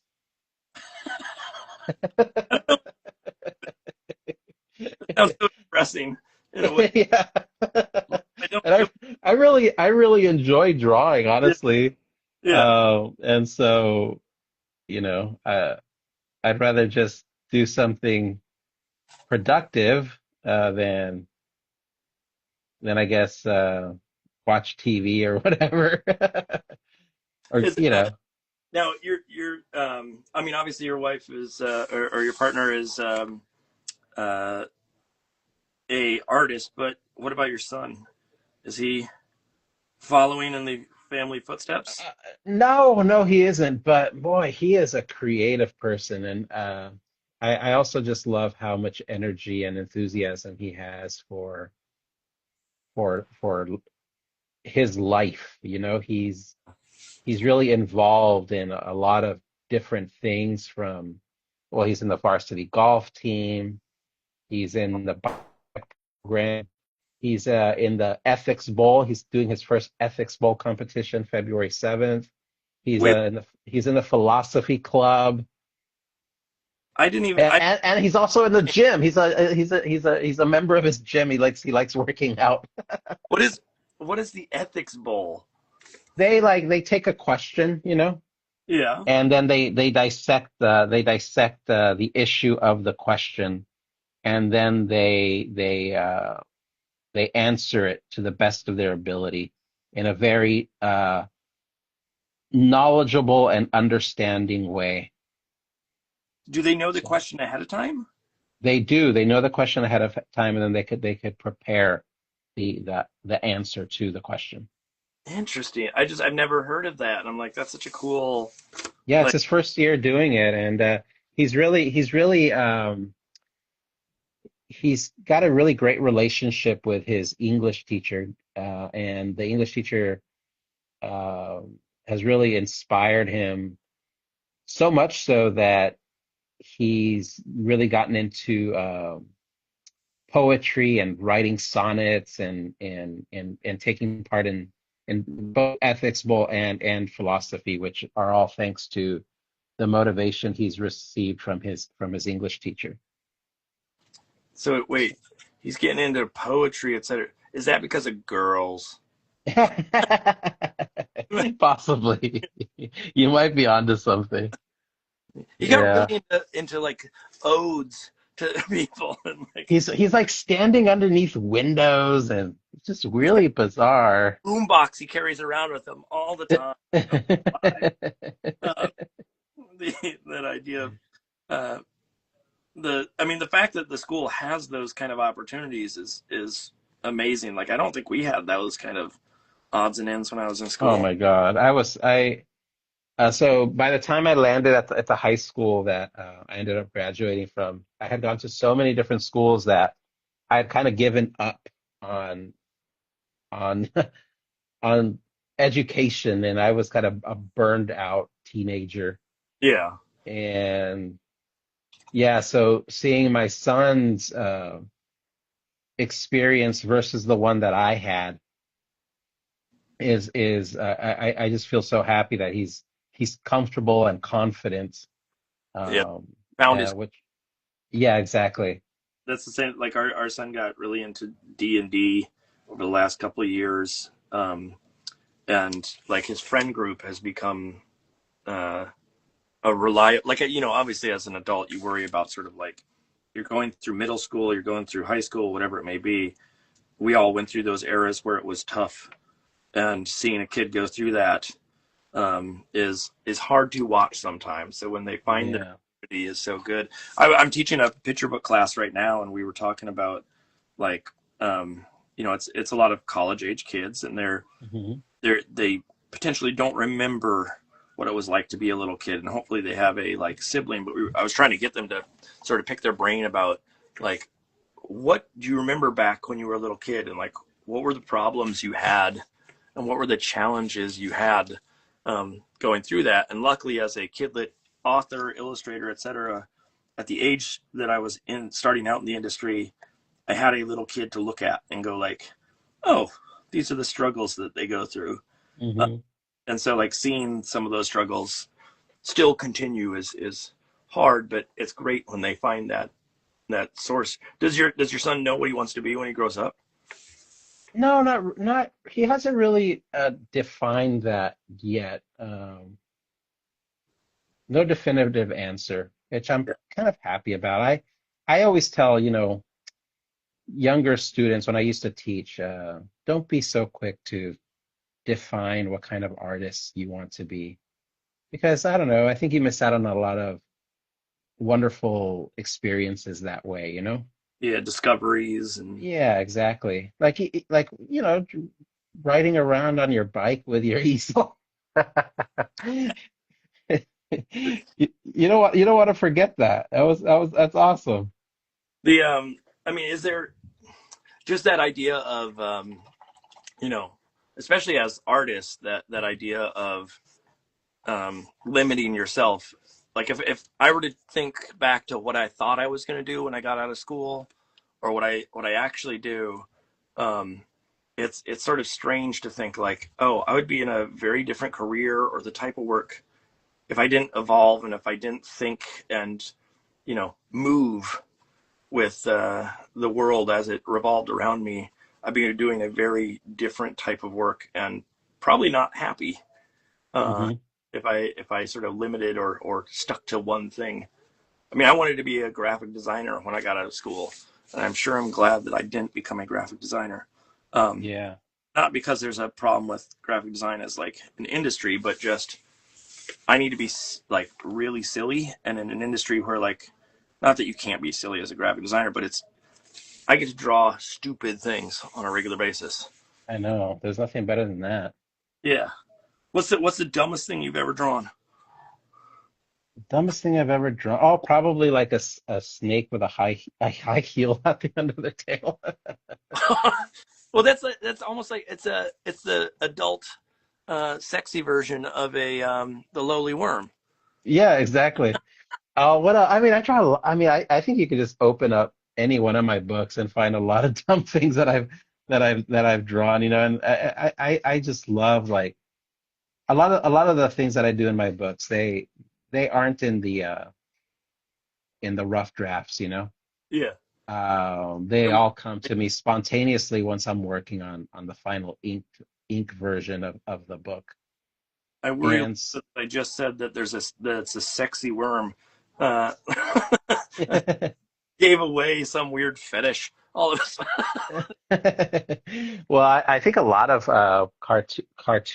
cartoonists, you know, some of their early crushes are on cartoon characters. I did ask, like my wife, I asked on one of these at one point. I forget who the guest was, but they were talking about Robin Hood from the Disney. Um, That's an easy crush right there. yeah, but did you have a crush, like a cartoon crush? I remember being in love with like this very kind of really cool painted cover. It was of Ramona Quimby, and she was like looking at herself in the mirror. Wait, And why am I why am I drawing a blank of what Ramona Quimby looks like? do you know who Ramona Quimby is? Yeah, I'm like I know the name, and I'm just not putting a visual to it in my brain. She had like short brown hair. I mean, I was in the third grade, you know? Yeah, you weren't very discerning at the time. Any old cartoon would do. And I think on the cover of the book, she must have been in the third grade as well. Maybe fifth grade. I don't really remember, but I was like that had to have been one of the early like, you know, cartoon crushes. Yeah. And then it was maybe Jubilee from the X-Men, you know, and Okay. you know that kind of thing. As long as it's not. What was that cartoon that had a dune buggy with a face on it? Uh, I can like those are. Oh, what was that? The joke is ruined at this point because I was gonna try to reference these like really weird cartoons. I mean, like as long as Yeah. that. Uh, the that I And then it was Kit's voice. I was in love with Kit's voice. Remember Kit? yeah. Wait, are you talking Kit from Knight Rider? Yeah. Yeah, yeah, yeah. The teacher from And then I had a slight crush on Tattoo from Fantasy. I'm just joking. No, I'm joking. oh yeah, yeah, yeah, yeah, yeah, yeah, yeah. This is gonna be end up in some weird like uh someone's gonna watch this, some reporter, it's gonna come up on like YouTube for them, and they're gonna watch it and they're gonna put it in some article about you at some point where it's like, yeah, during his childhood he had a crush on Tattoo. No, no, no, no, no, no. That was a joke. Uh, the that idea though of like the I mean the idea that when you grow up or as you're growing up, you get attached to characters in weird ways and they become like fan favorites, like the equivalent of who's your favorite superhero. You probably have a Yeah. favorite at this point. Oh, do I have one Yeah. now? Then? Well, Oh, let's. I would definitely say what my favorites were the monsters. I loved all of the monsters. Like I loved the blue-eyed thing. I loved how he would say, "It's clobbering time." I Okay. loved the Incredible Hulk, and I think I love the Incredible Hulk because I started out by being incredibly afraid of him, and because since I was so afraid of him, especially the transformation sequence, Bill Bixby to Lou Ferrigno was like I would run away from the television, whenever that would happen. And so I had to confront my fear, and I confronted my fear by having him become my favorite hero, and I still love him to this day. If you were to look in my living room, we probably have like 4 or 5 like Hulk stuffies that we use as pillows. What? Oh, and then look at this. Look what I'm drinking my glass of water from. Of course. Yeah. And then I loved Spider-Man. I guess I was a Marvel, what you would call a Marvel zombie when I was a kid. Yeah. I'm trying to think of like I loved for some reason I loved X Force a lot. I mean X Men. Anybody who didn't love X Men when we were growing up would be crazy. Oh But yeah. X Force was pretty cool. And then Oh, so you like the Rob Liefeld then? I didn't like Rob Liefeld. Like I liked the character concepts. Hmm. Not a Liefeld fan. Um, I you know, used to like Rob Liefeld. I was like, you know what I liked about him? That he had like a Levi's a button your jeans commercial, and I was like, oh my God, that is so amazing. There's a comic book artist the on yeah. TV selling button your fly jeans on the TV. That So is so rad. I actually know like I know the thing you're talking about, and it's funny because I forgot about that altogether. But no, I liked on X Force there were a couple of I liked there was a Jim Lee cover for some reason of an X Force comic that I really loved, and Jim Lee's was great back then. uh, but the ones that I grew up with or that I really loved a lot were Exo Manowar from Valiant. Oh yeah, those are great from And Valiant Comics. Bloodshot and Magnus the Robot Fighter. Like Yeah, that for was some reason I awesome work. those, um, but the the standard comics there was maybe Wolverine was probably like up there for me. Um, Yeah. the ease of drawing him. Uh, when I was of that age. Were you the kid? I forget who I was talking to about this recently, but the kid in class where someone would lean over and be like, "Draw me this character," and Oh yeah. the And then some guys would be like, "Hey, can you draw this for my girlfriend?" I'd be like, "Ugh, no, thank you. I don't want to draw anything for your girlfriend." oh, see, I got the kids who would go, "Can you draw this lady with big boobs?" Like that was their go-to was, "Hey, if you I'm know." sorry, I forgot. You broke up when you said whatever you said. Oh, I said when I was in middle school, there were lots of people that wanted me to draw characters with big boobs. Uh, Oh. like middle school, so it was like a lot of that sort of like teenage boy sort of odds and ends, and so it became, Yeah. hey, you can draw this thing for me that I want to bring home and hide from my parents kind of situation. Uh, but uh, that and I was saying to whoever it was I was talking about the Looney Tune Tiny Toons. Oh yeah. That was a go-to draw for Yeah. a lot of friends. Like, can you draw me uh, the little Roadrunner or whoever it may be? Um, It's nice to have those skills, isn't it? yeah, until you well, it was great to have those skills when people didn't know they weren't that good. Uh, at a certain point, people started to catch on that, like, oh, you don't know how to draw hands because they're always hiding their hands behind their backs or their Oh, behind. I still don't really know how to draw hands, and I don't care. There was, I think that's one of the things that I love about drawing is that you end up drawing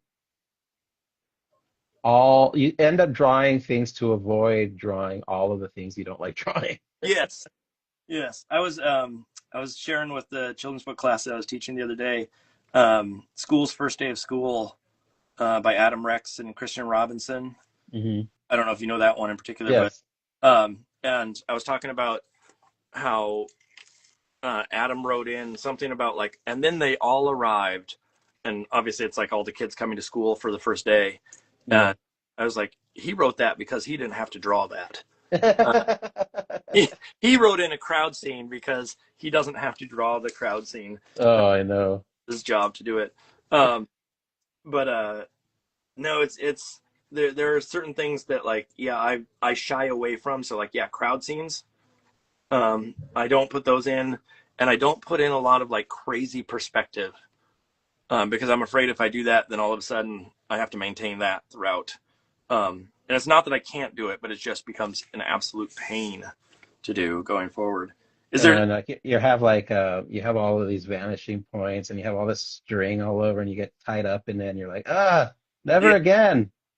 is there something that you hate drawing, in particular, like a character or? I mean, I try to just draw things that I could just slip right into, you know. But yeah, I don't like drawing realistically ever. So I don't ever want to do any project that requires me to draw anything realistic. I like to draw most of the things without using any kind of Reference. reference. Yeah, so like if like even though I live in the desert town of El Paso, like I'll draw a cactus, you know, or a nopal or whatever, and then I'll go to El Paso and go, oh, it does looks nothing like Yeah, how I draw it, but you know what? That's okay. My drawings look pretty cool. it's the Or at least people have um, told me they look pretty cool. So I just kind of just I just like that kind of drawing. you just have to draw the icon of what it is, not necessarily the thing itself. So like there's an icon of a cactus, not that all cactus look like that, or cacti rather, Yeah. look like that, but there are a couple of things that I draw where it's like, yeah, it's not anywhere near what it's supposed to be, but it's just the way that I draw it at this point. Like the equivalent of a car. I'm never going to draw a car realistically. Oh my God. Um, My first book was, you know, Lowriders in yeah, Space, and I had never drawn a car until I drew that book, and it was it was so hard is to draw that book. And there were moments where I was like, okay, figure out creative ways to block out or hide the car behind a trash can or a pole or that somebody's body, you know? that's going to sell well with those editors when you this lowrider in space book where there's no lowriders actually visible in the entire. Well, you know, all of that, the artwork for that book is going to be is owned by the George Lucas Narrative Art Museum. Oh, really? Yeah. Cool. The there's a book that I read to my students the other day that's called I Can Only Draw Worms. Hmm. I don't know if you've ever heard of this book. Let me see if I can grab it real quick. It's in the background. Um, where did I put that? Here it is. And it's just this really great book because I was talking to the students about you don't have to be an expert at drawing things. You just have to be an expert at how to tell a story. Um, and it's this book by this guy, Will Mabbitt. I don't know if you can see this on your screen. I'm looking at it. Yeah. Wow, look at your drawing. It's coming out nice. Oh, thank you. Thank you. So it's I Can Only Draw Worms. And the gist of it here is just this book is about worms. I can only draw worms. Here's worm one. Here they are. Here's worm two. Here they are both together. It's hard to know which is which. And the gist of this book is literally just worms being drawn in. And it's that idea of like, I think this is the only book that he's ever illustrated because he's an author for the most part. But the book is built around the idea of don't draw what you can't draw. Yo. That's so funny. That's The way it's put together that that the reminds me of that line from The Little Prince where he knew how to draw only knew how to draw a snake or something like that. yep And yep then you know, he draws it differently on every page. I don't really remember, but yeah. it's such a good like to get away with the things that you can't manage and so like celebrate it rather than actually like worry about it too much. Yeah. I don't reference either. Like I think referencing is totally out of my wheelhouse because if I do, then all of a sudden I get way too tight and like it becomes something that's not me at that point. Is there something like if you had to draw a subject matter, a character, or something of the sort for the end of time, is there a character or something of that sort that you would go like, this is the thing I would always want to draw, or that you always fall back on? I think all the books that I make are pretty much all the things that I like to draw. Yeah. Especially like the snips and the Vamos books. Those are just because yeah, those are the things that I'm always drawing cacti and rocks and hallucinogenic desert sequences, you know? Those are the kinds of things that I could probably draw forever. Just weird, just kind of weird. Like what I'm doing right now is probably the most uh, Raul kind of drawing you're gonna get. Is there um when you say hallucinogenic, that caught me off guard, in the sense of like, are you saying like just because they're kind of like surreal, or is there actually some weird subtext that I've never noticed before that I need to go back and read through? Yeah, I think the desert sun itself is it's pretty trippy, and it kind of fries your brain and your vision, and so like there's always like wavering air, or your sight's always like it's like little heat waves, you know? There's always heat waves, which makes the your vision kind of shimmer. And so I kind of like try to capture that in my drawings. Now, because you grew up in that area, do you get back there all that Oh often? yeah, of course. I get back there quite often.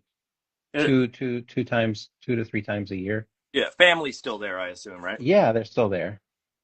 Um, that's And my wife is also from there. Oh, Born yeah, and raised in El Paso, and so that's another reason why she's the perfect partner in these books, because she understands the palette of that area so well, you know? yeah.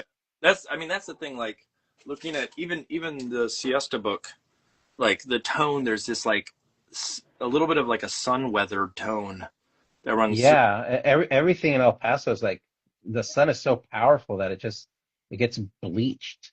I must say, I absolutely love the decision in this, in my hammock, in me, how do you say, hamaca? Hmm. The aspect of actually having the photographed textile Oh in the. yeah, well, so we scanned one of those in and just used it. Wait, did you get the rights? Yeah, we're out. That's Oh my. yeah, totally asked for the, permission to use that pattern. Yeah.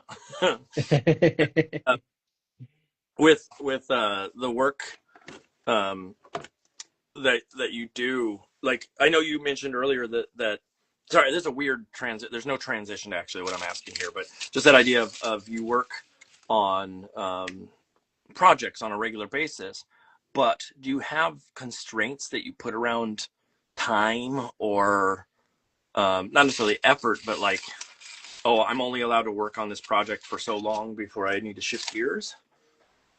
Um, I'm I'm I wish I did, because I'm currently behind on like everything. Okay, okay, yeah. So, I'm kind of like at this point I'm just trying to get it all done, and it'll get done when it gets done. Hopefully it gets done on time, but there's always wiggle room in deadlines, which is kind of nice, even though, when you first start in the business, you're like terrified to like miss a deadline. Yes, yes. Um, but as you continue working, you start to realize that there's little bits of wiggle room that you can kind of use to your advantage. Now, you're saying that as if I haven't, or if I knew that already, but I still to this day worry about those deadlines, and I still worry about those time frames. And I know that there's wiggle room, but I still like, uh, I hate pushing up against those time frames, um, because of like the just the training that's been put into me throughout the Yeah. someone going like, no, you don't message a client that way. Have you because of the books that you're working on multiple books kind of throughout the time frame? Is there ever a time where you've gotten close because of like the combination of projects lining up in a way where it just becomes too tight in some sense? Yeah, absolutely. And there's also been like times where, books have completely been bumped to other, the schedule has been bumped. But at the same time, sometimes it's not completely, my fault. There's other factors at play. You just never know. It's very convenient that it's just not always your fault here. It was never my Sometimes, fault. No, there was a time where Jen, uh, like right when I started out, that I had a book deal, and I was fine. I was working on it, and then another book deal came in, and it was a very short turnaround, and it did some numbers on my like stress level and caused some like even some physical like heart issue. Felt like okay. uh, to that point of just I was overworked and um, the time frame for things just was awkward and strange altogether. But she was a trooper and really helped me through that sort of like figuring out what can I get away with, and that's when I learned honestly there was so much wiggle room in Kidlit because I all I needed was like 2 days, and she came Yeah. back to the publisher and I got a month, and I Oh, was wow. like, oh, they And have then you waited like 29 days to just feel that stress again, right? yeah to let well that and to let them realize that like they shouldn't give me 29 days. Be a little smarter about that. Never admit to someone that that's the kind of time frame they have left.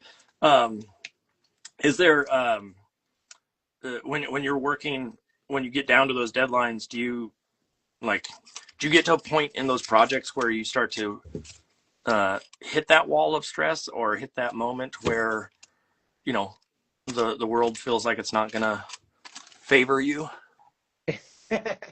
I um I don't know. I try not to think about it, honestly. I'm I like just try to rested. that's why I put in, work every day just so that I don't reach that point where I'm The burnout. yeah, exactly. Did you when you were in school? Did you burn out? Did you like were you a person that was staying up way too late working on projects, What kind of projects? like art projects or things of the sort? Well, I didn't I barely graduated from high school and I don't have a college diploma. Yeah. So all of the art projects that I worked on were like mainly the ones that I took seriously were the ones that I made when I was an adult, and Uh, those were always just like people asked me to like design a rock and roll poster or yeah. to make artwork for the Diesel Cafe, or the Someday Cafe in Oh yeah. Somerville, Yeah. or they would ask me to paint a switch box or make artwork for a restaurant or beer labels, and um, they were all great and fun projects. I enjoyed them all, and I treated every single one of them as if I was getting paid like $1 million. And you weren't? I Yeah. We got to talk about wish. write a better contract then. I know, right? I Yeah. got some of them. I would get paid like in forever food. Like there was this taqueria in the south end of Boston. It was what the hell was the name of it? Oh, El Triunfo. And I designed their menu, and I could go in there and always pick up food from them. Oh, It now was you're great. that's better than money right It there. really is. It really is. Especially when you're trying to make it in the art world or as an artist, Yeah. and you kind of realize that there's all sorts of little opportunities around that you never would have imagined. Like designing a logo for a taco place. Yeah. Um, the idea of when I teach contracts to students, there's this idea that you need to be paid what you're worth, which is true. But I also talk to students about like there are times where you have to consider what is the value of this thing, and money is one tangible thing that you can wrap your head around as being like worth something. But the idea of like going to a burrito place or a taco place, and you can always get kind of free food there, you might save it. Like in my case, I would save a ton of money. Oh That's yeah, right there. yeah. It was amazing. I saved so much money, and I just love being able to bring home like two giant sized burritos to eat with, Elaine, and um, You're like, it was awesome. yeah. And also, all those little jobs, they just teach you so much about how to make it as an artist, you know? What was the brewery? Because I remember you posted at one point about the brewery, like you did I, some. I still work with them. I work with them every single year. I draw at least five labels for them. Who's the? They're called Aeronaut Brewing Company. That's right, Aeronaut. Okay. Yeah, they're pretty awesome. They make great beer. And Did you get to I, taste test thing beforehand? well, I used to go in and try the beers out. I still do drink their beer just because I do like it, and it doesn't really cost me anything to drink it. Yeah. But it's also just really good beer, and really just a wonderful team of brewers there that I enjoy working with. And it's also really nice to go into, like, for instance, a Wegmans and walk up to like a freezer or a cooler or whatever, and it's just filled with like every single label I've made for them. It's like Yeah. a whole different way of exhibiting my artwork, and I dig it. Is That there? was one of the things that was my goal, like when I came to Boston, was like, how can I turn this place into my city? Is when you do that kind of work, like I've done stuff for various companies, or like like obviously I have the picture books that I've illustrated on my shelf, but then I also have like I've illustrated some other odds and ends for like um, uh, why can't I think of the name? Mystery novel covers and things of that sort, or like the book that I did with the Big People Little Dreams series. They've Mhm. turned like puzzles and stuff like that, and I have those sitting on my shelf. But in your case, do you have like the can of beer sitting on the shelf, like as a display of like I made this? The original set of beers that I made for them, I think it was like the first four. I have those in a special spot. But there's been so many. I think there's been over like 60 at this point. Um, Like they that don't survive nights when you get them. what's that? I said they don't survive the night when you get them. Yeah, I just, you'd have to kind of keep so many different things that I've kind of stopped doing that. It's I imagine with a lot of illustrators just in general, like the amount of things that people have worked on, that there's weird collections in studios of like, oh yeah, here's that thing that I designed for so and so back in, you know, 1990 whatever, and it's got dust Yeah. all over it, and um, all those. I don't tend to be sentimental about the work that I've created. I kind of just like to move on, you know?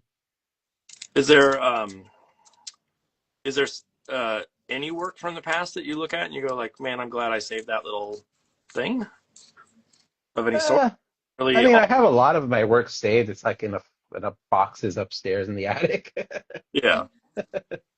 It's all up there. And sometimes it's nice to, revisit some of that work, but So there was this question or this project that I give my seniors um, at the end of their tenure in their like business practice class that I told them about today. That's called Your Biggest Mistake. And the idea is that we all evolve over time and become better and, a better artist. Not necessarily that the work previously was bad, but that, have had time to evolve and change. And I asked them to go back and look at an assignment they feel like they missed the mark on in some way and redo.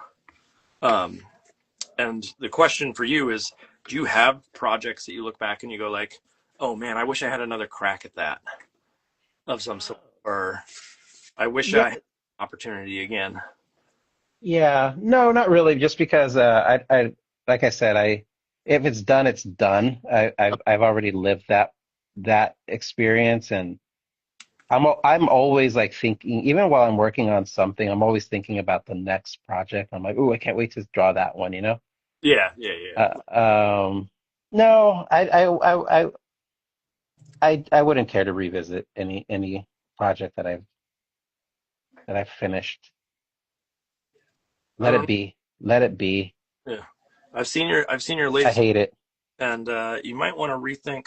No, it's like it's like If it's been printed and I've been paid for it yeah, yeah, already, that's you're, cool, you know? yeah, you're fine with it at that point. I'm Uh, good. with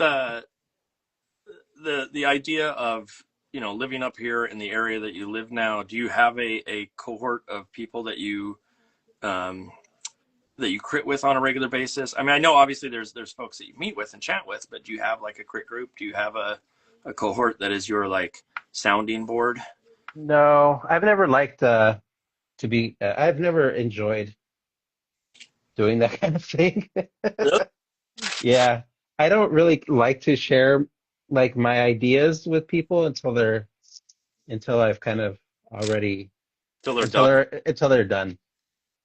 Who was I talking to that I had the same thing where? Oh, it was Tom Booth, the children's illustrator, and we were talking about that idea of that same concept, and he's like, uh, oh, and Adam Rex, where there no, it wasn't Tom Booth, it was just Adam Rex. That idea of sort of like by the point that he would hear that stuff, it's not critical to him. He's already sort of moved on, and like not sure that there's value in that sort of experience for him in particular. I just live in that world of like crit group constantly from school, Yeah. that it's hard to like disconnect from it. Yeah, And no, I'm constantly working on different projects and I just rather just keep it to myself, and not that yeah. I don't want to share it. I do want to share it, but I'll share it when it's already finished. So I have a question for you, and this is a you have written so many books too that I'm Yeah. wondering about your writing process. Now, admittedly, like when I send stuff to Jen, and Jen knows this too, but I send stuff and then like stuff comes back, and I'm like, there's a lot of like misses, which I think is pretty common in the kidlit world. It's Yeah. not all of them are going to be perfect of some sort. Um, Yeah. but you've had such good success with like the amount of stuff that you've written, etc.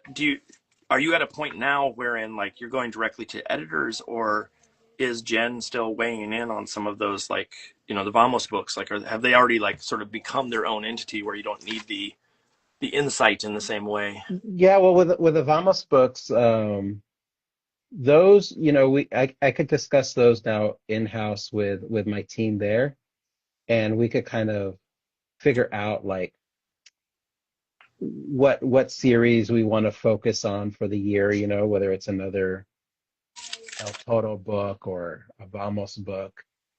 And I'm lucky in that sometimes they'll even, suggest something like I just worked on finished the Tough Times book, which was my pitch, and then they suggested, hey, why don't you do something for like uh, Teacher Appreciation Day? And so then I said, oh, that sounds great. I would love to draw something that's like Ricky Raton, centered around Ricky Raton, which is the teacher of the kids.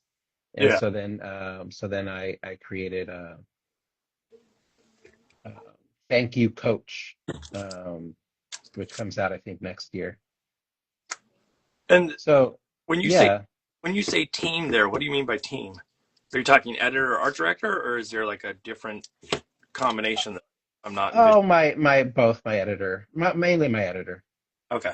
Yeah. Yeah. The like all of a sudden I'm like, wait, you have to have a team? I thought it was just you. Well, but then I think they're also having conversations with their team, so it just becomes like a big in my mind, everybody's like sitting around a table wearing suits and smoking cigarettes. Stylist and your yeah, your hair and makeup person. Yeah. um Yeah. it's there's a um my experience has been like primarily on the illustration side. I've written just a few, but that idea of like the team always shows up even in that sort of illustrating side of there's certain combinations of folks that just work really well together where you kind of know you get the vibe of what needs to get done. um, Yeah. Everybody kind of understands the project, especially if you've done that project or worked on that before in some capacity. Like I've some of the odds and ends that I've worked on, they've been a series, and so like we're at a point now where it's there's less oversight or there's less um, sort of ramping up that you got to get into, and so I get that idea. It's just uh, Yeah. the word team. I didn't. One thing that one yeah, it starts to kind of just become a very organic way of working, where you know who the characters are. I Yeah. even get like notes from readers who are like, "Oh, my students were really disappointed that Kokorocho isn't eating uh, a coconut bar in this book." And so that I'm like, "Oh, okay, that is the one book where I didn't draw him eating one of those." So it gets stuck in my head that I always have Yeah. to have have him eating this coconut bar, because readers are looking for that detail in every Your, book. your team now includes those kids. Exactly. They're kind Yeah. of they're your they're kind of like proofreaders in a sense. Have you? I mean, you mentioned some of the projects like the lowrider books. Did you have anybody ever come up to you and go like, "Well, you missed this detail"? Not in the sense of like from page to page, but like, well, lowriders actually don't work that way. This is how they actually work. I Oh, I was so scared that I was gonna like run into like a lowrider enthusiast, and they would be, "Oh man, that is the fakest book ever, Holmes." And but nothing. so anytime I would go to like, New Mexico or California, I was like, "Oh shoot, here come the real critics." Yeah. Yeah, but no, everybody has been very they love it. And one of the I think one of the reasons why that book has been such a hit, and I think at this point it's like on its 15th printing, Oh, uh, is because a lot of my inspiration for that book uh, was inspiration that I've had ever since I was a teenager. I loved Lowrider magazine, and one of the reasons why I loved Lowrider magazine so much was that it had a fan art section, and fans would just turn in their own drawings of lowriders, or the designs that they imagined a lowrider should have, and it was all amateur art. yeah. And I kind of had that approach to drawing that book. I really wanted it to look like that section of lowrider magazine, and of just big ballpoint pen and a notebook, amateur art. And I always kind of feel like I'm an amateur artist, and I love that kind of outsider. I love outsider art. Yeah. Yeah. Just in So general, the yeah. I have like I'm a big fan of that kind of. I have like uh, African medical signs, like old painted signs in the background in my studio and stuff like that. And I love that stuff too. But the thing that uh, oh shoot, what was I gonna say? I just I lost don't it. know. No, I know.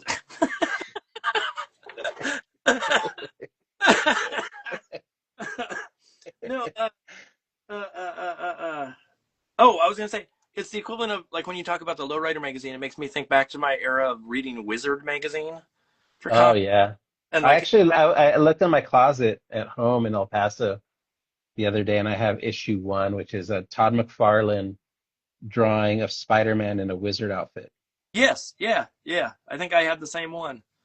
Uh, and but just that in the back of that they would have like not amateur but like little kids could draw in or send in stuff, and there was always at least in the later issues I remember they had things of that sort where I always remember seeing some of the like, ooh, this stuff is cool when I was little, and eventually I was like, it's cool, but it's cool on a different level, on a different plane, Yeah, exactly. not exactly the most accurate, or it's um one of the there's do you know about Illustoria magazine? Yes, that's a great magazine. Yeah, I've been lucky enough to be in that a couple of times. you have? Oh, Yeah, I was in a issue that was curated by this guy who's in a band. He wrote Idle Wildwood. oh yeah, yeah. Okay, yep. Uh, I can't remember his name. Colin. I don't remember. uh, Can you edit this part out of the interview, yeah, please? no. Um, I'll, the only part I'm going to edit out is when you said I don't know. When I That's the only um no, but just that idea of like in there sometimes we'll have like little kid art that's always so good, and like um the to me kid art is like the best stuff in the world. Um, Mhm. and I wish I could get back to that level of making, and at some point hopefully I will, but uh, like they know how to draw. When the only thing you can eat is mashed potatoes. Yeah, yeah, yeah. Or you consist of a diet of like cheese and carbs. That that's artistic. Maybe that's the trick is just eat cheese and carbs, Maybe and you'll make really cool art. Um, a little rare bit fiend never yeah. will never do you wrong. Did I used to always want to eat rare bit fiends when I was a kid because I learned that it would give you bizarre dreams at night that you can use as inspiration in your art. wait? I don't know what that is. Rare bit fiends. Yeah, it's supposed to give you like hallucinogenic dreams. But what is it though? I don't know what that is. It's like a burnt piece of toast with really strong melted cheese on it, and Oh, you take what you eat one at night, and your stomach acids work overtime and produce very lucid dreams. that dairy in it is doing an. Yeah, so it's called a rare bit fiend. I learned about it in when I worked at Bill's Comics. I started learning about the artist who drew Little Nemo in Slumberland. Yeah, you Obviously, he was mentioned. into dreams, and before he worked on that strip, he did a strip called Rare Bit Fiend, which was all about that. And then later on, the underground cartoonist Rick Veitch did a strip called Rare Bit Dreams, which was a collection of all of his dreams in comic book form. Huh. I know. Yeah, I've never heard of that term, but now I'm gonna go look it up. You know the one comic book. Have one tonight on me, will you? Yeah, I need to probably have a little something before I go to bed. Although dairy at night, who knows? At my age, uh, my wife, if that's a good idea before I go. Um, the one that I still haven't figured out, and I know it's based on a comic, but Million Year Picnic, which for those that don't know, it's a comic book store in Cambridge here. And it was also a Ray Bradbury story that was then adapted Yeah, into a comic book story illustrated by Will Elder. that's who it was. Okay, because I know that it was tied to a comic book, a strip or a whatnot, but I can't remember who it was. But that name, whenever I mention that name to people that don't know that it's based on a comic book, that is a weird name to throw out there at people. Like, oh, you got It to go to is. your picnic, and then It's so what? cool that we have a shop named A Million Year Picnic. It's so That's great. I love it, and I love the owner, Tony. I Tony's a don't fantastic guy. owner the toner. I don't know the owner, but I do. One of the things that I love about that place is like they have a section in there. I remember going in and it was like indigenous comic book artists, and then like it transitioned into like indigenous LGBTQ, and it just had so many variables of like types of artists that were showing up and they were giving respect to and not just being shelved as the same Yeah, left. that Really nice. for so one that was one of the very first stores that I wandered into when I moved to the Boston area.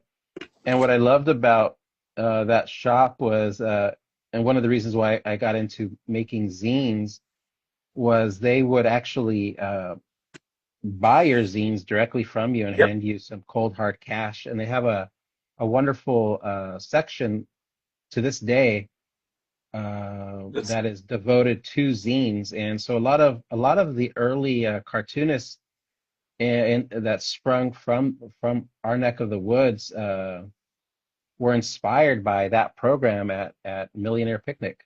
that's like right around. You have to walk around the counter. Uh, if I remember correctly, like you walk in and they have that counter, you got to go around to the other side Yeah, from and where, there it is. and they're You right. you might you might be able to find some early zines by myself there. Ooh. Time I go in there, I will. I feel like Yeah, every time I go in there, I feel like they just had a rain problem where there's I know. It's that store is like it's like the old school days, where it feels very disorganized. But if you know your way around, you will find what you're looking for. yep.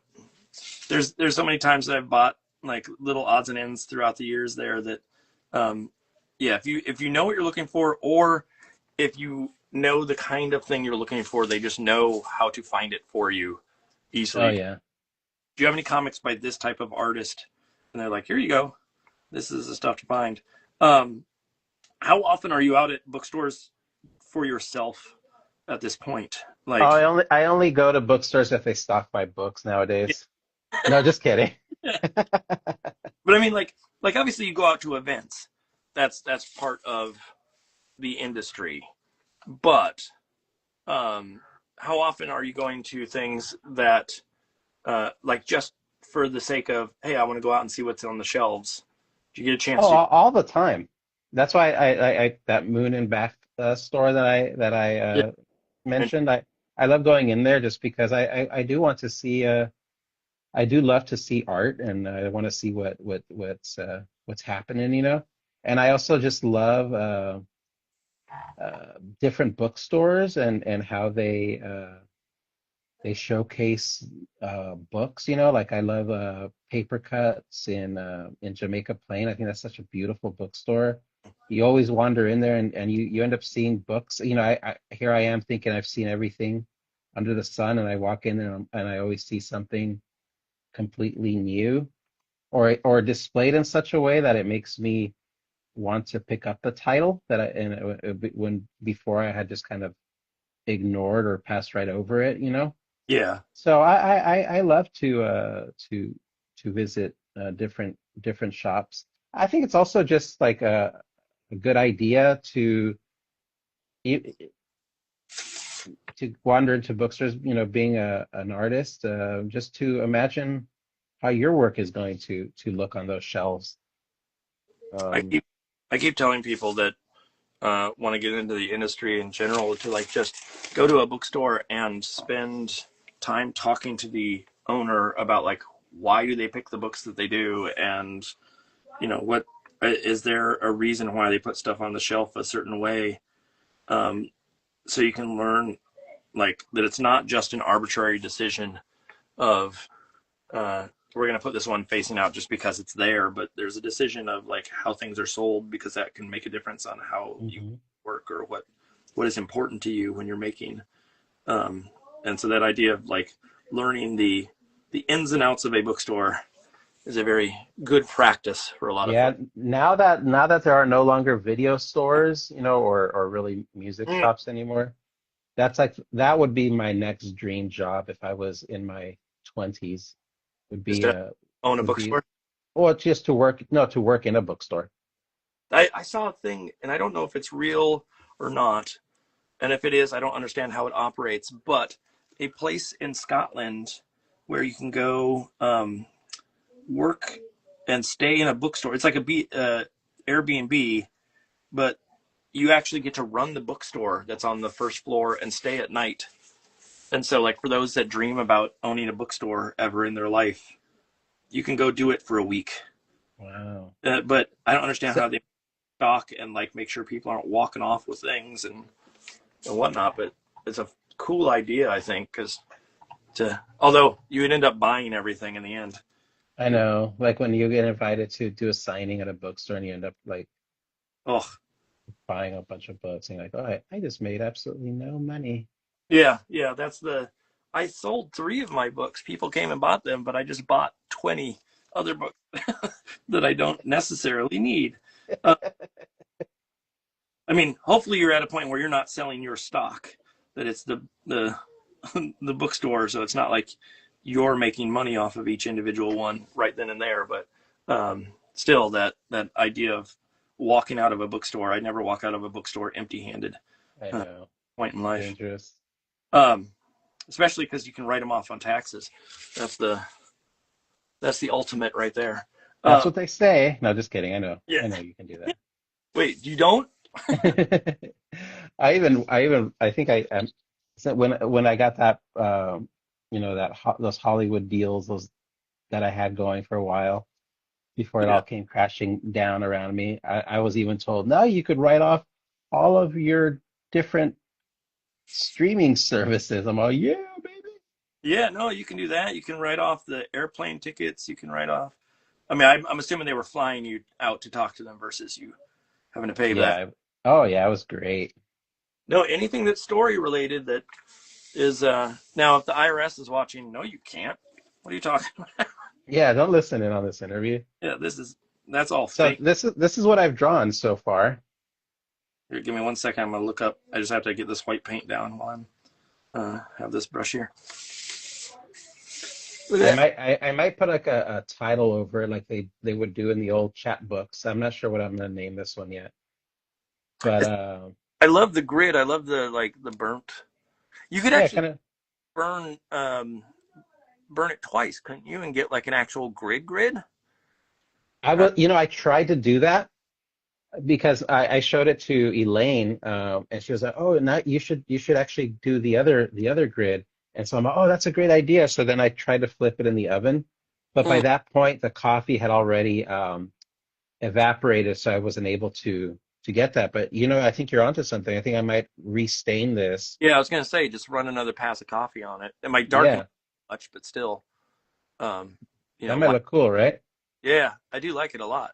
If it doesn't look cool, though, I'll be sure to rewind to this part of the video and play it for you.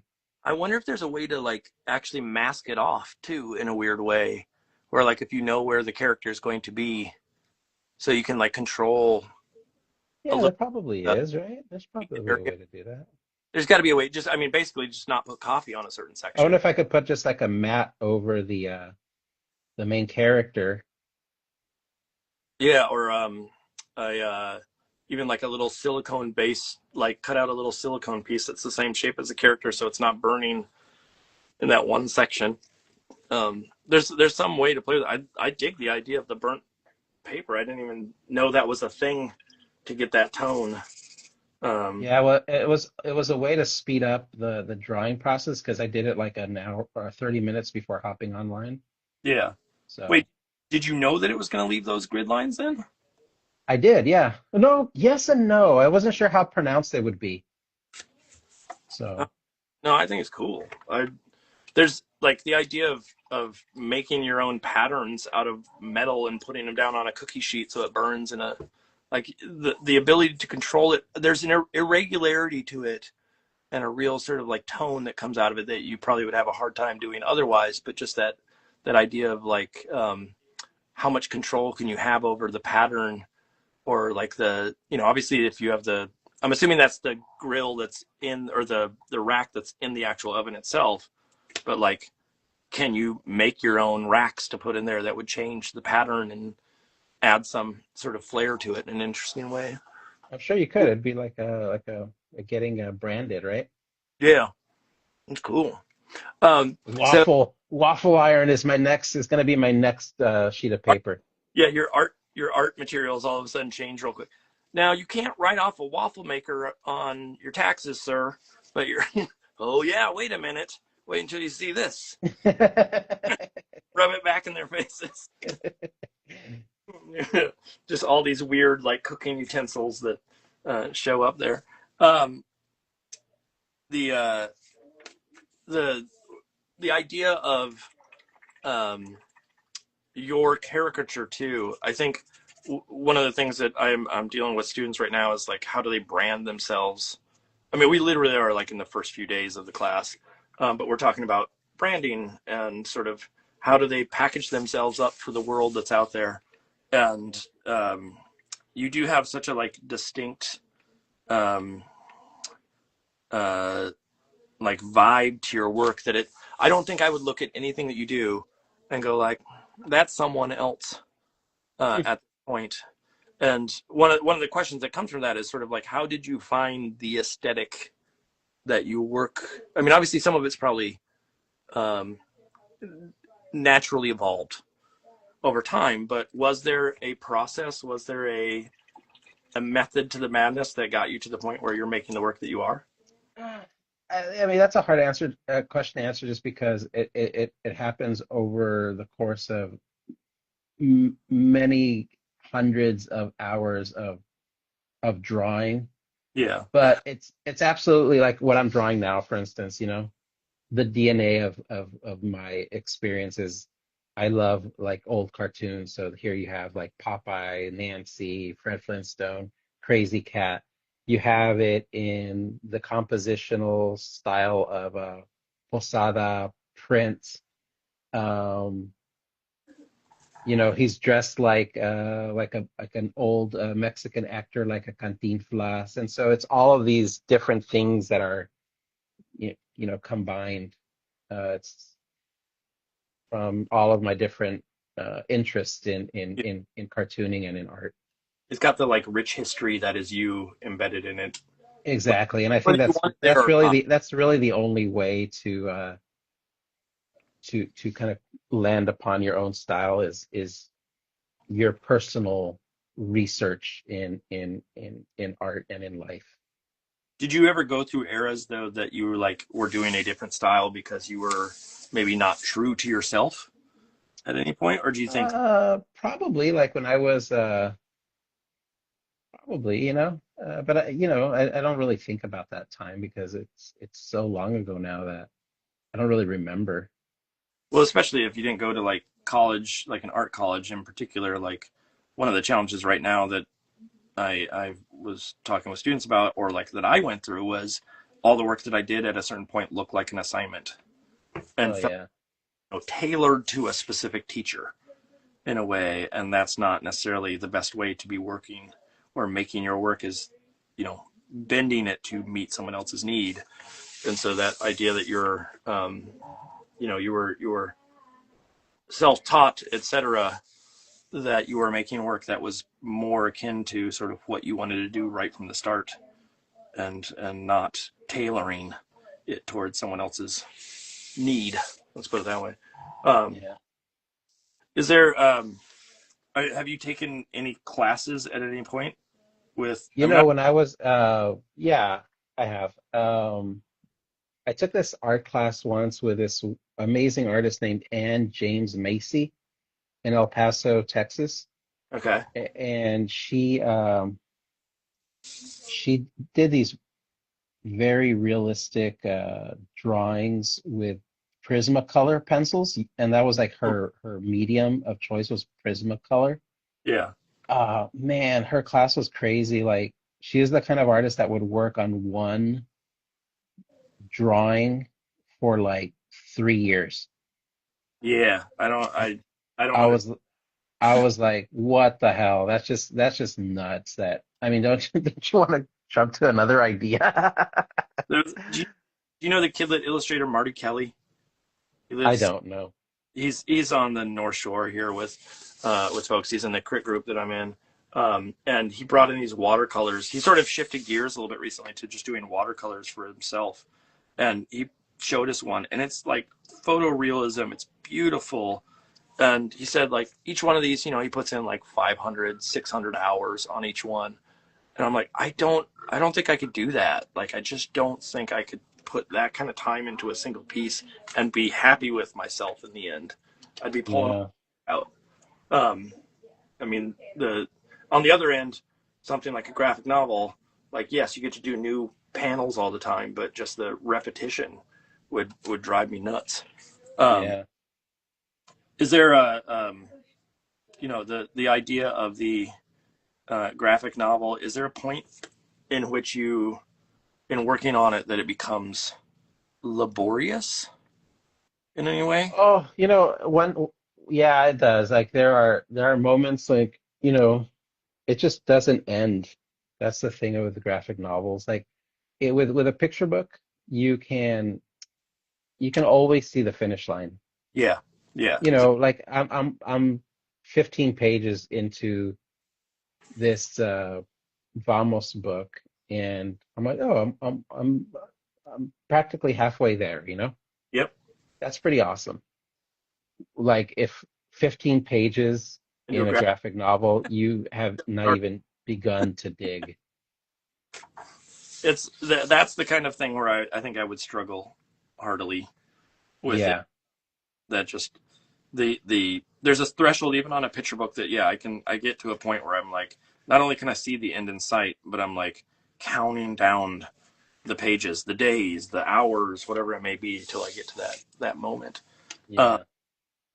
so I do want to make sure that I'm not Yeah, I think we could wrap it up soon, right?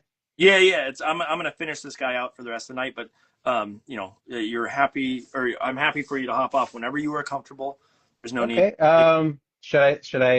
I think I'm pretty much Yeah, give me. done with this, and I don't know what the title of this is uh yet, but I will finish it, and then maybe I could scan it in, and then we can share it so people know where to go to. Yeah, well, what I was thinking was we would I'll make a post for it, like, once everybody started doing that public, or no, what is it, Kidlit for Minnesota, or no, what was it? Publishing for Minnesota. Yeah. Uh, oh man, this doesn't time out right, because otherwise we could try to put it up on that, but or get it to them, but they've closed shop on new ones. But what I would do is probably just put it up on a post that I would share with you, and you can share with folks, and then whatever money we raise. Again, for those that don't know what we're talking about, is the work we make tonight, both Raúl's and these two little skater dinosaurs I'm making. We're going to auction off, and whatever money we make from them, hopefully a lot, is going to go to the same thing, the same resources that I think it's the. Oh shoot! What is the initials? It was the. I don't remember if it was the Law Center or the Immigrant Law Center of Minnesota, I believe. Um, yeah, my wife just yelled the same thing down, to help support folks who are fighting the good fight. That would be great. I'm hoping we can raise a Um, lot of money for them with our drawings tonight. yeah, That would be amazing. and so I mean, if you want to post it on your site, and do it that way, whatever makes sense, because it's going to come from you. Same thing with mine, and maybe we just do it that way, and I will Okay, make a post about it. I will share it, and if I make a post, maybe you could share the same thing. I Uh, will. and so we can hopefully raise, even if it's chump change, anything that goes towards that good cause, because it's really, I don't want to make it get too down, but just as we're about to sign off, but just the idea of um, anything that can go towards helping out those in need, I think is a good deal. I was actually once, I agree. I proposed that, I was thinking, like, maybe in the future it's like once a month doing something of the sort, or once every couple of months doing that on here with I would someone. love that. That'd be a nice cause. Find a good cause, and always. I like uh, that Gab and Doodle game that you have. So maybe that would be a way to churn out multiples. Oh yeah, the game show, the Yeah, game. Yeah, exactly. have like all the drawings go towards something. So what I'll do is I will switch down to my camera here of me. There we are. Ah, I Uh, almost dropped everything. yeah, give you a nice little send off.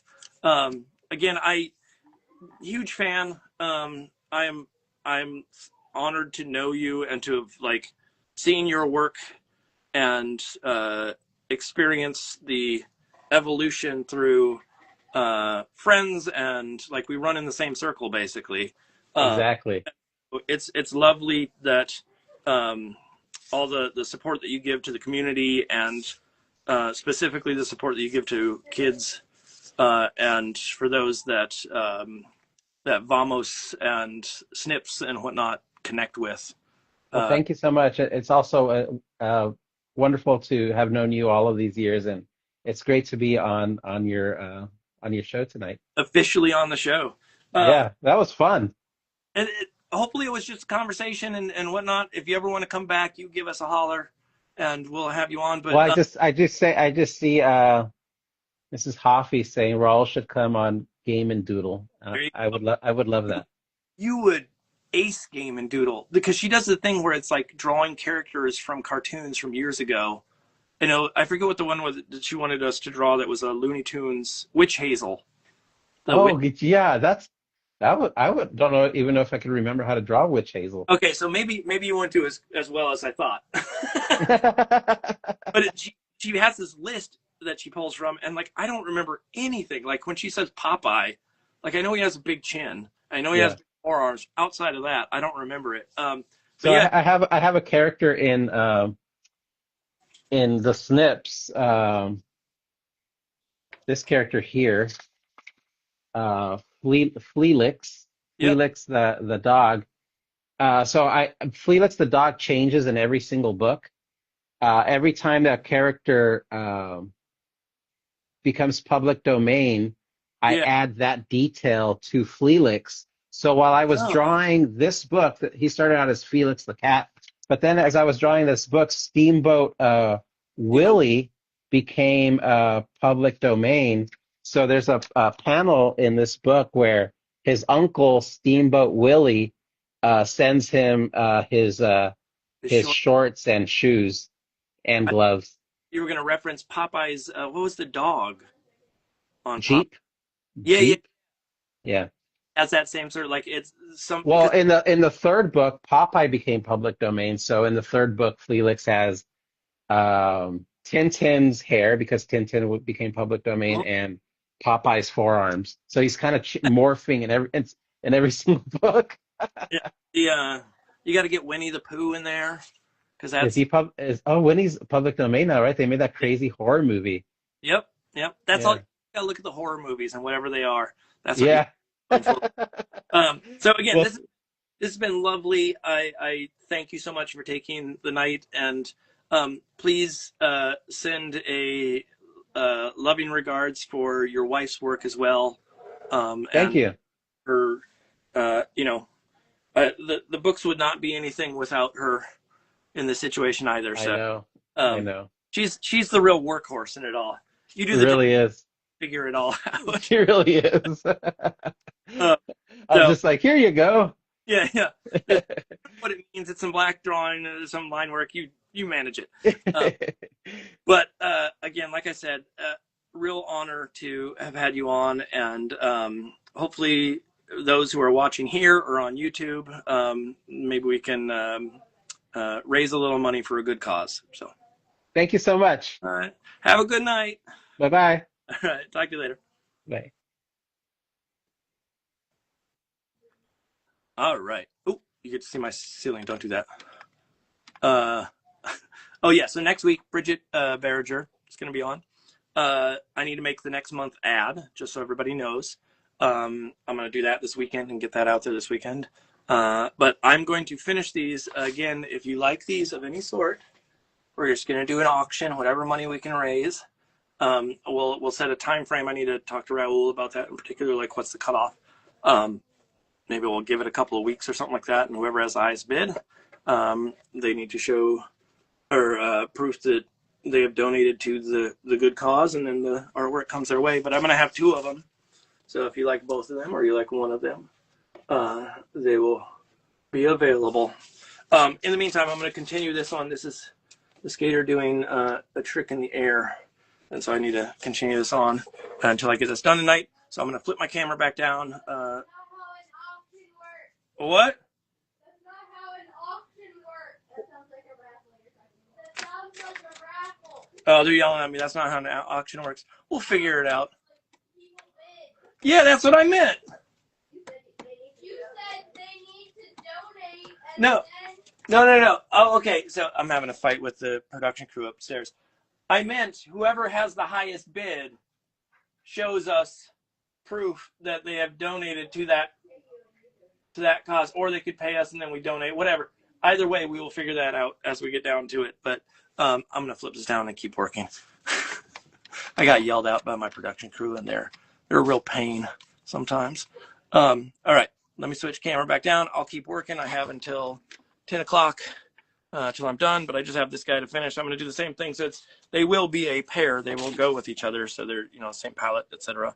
If people need it. But yeah, I just got told off by two people upstairs. I can't believe it. They're so mean to me.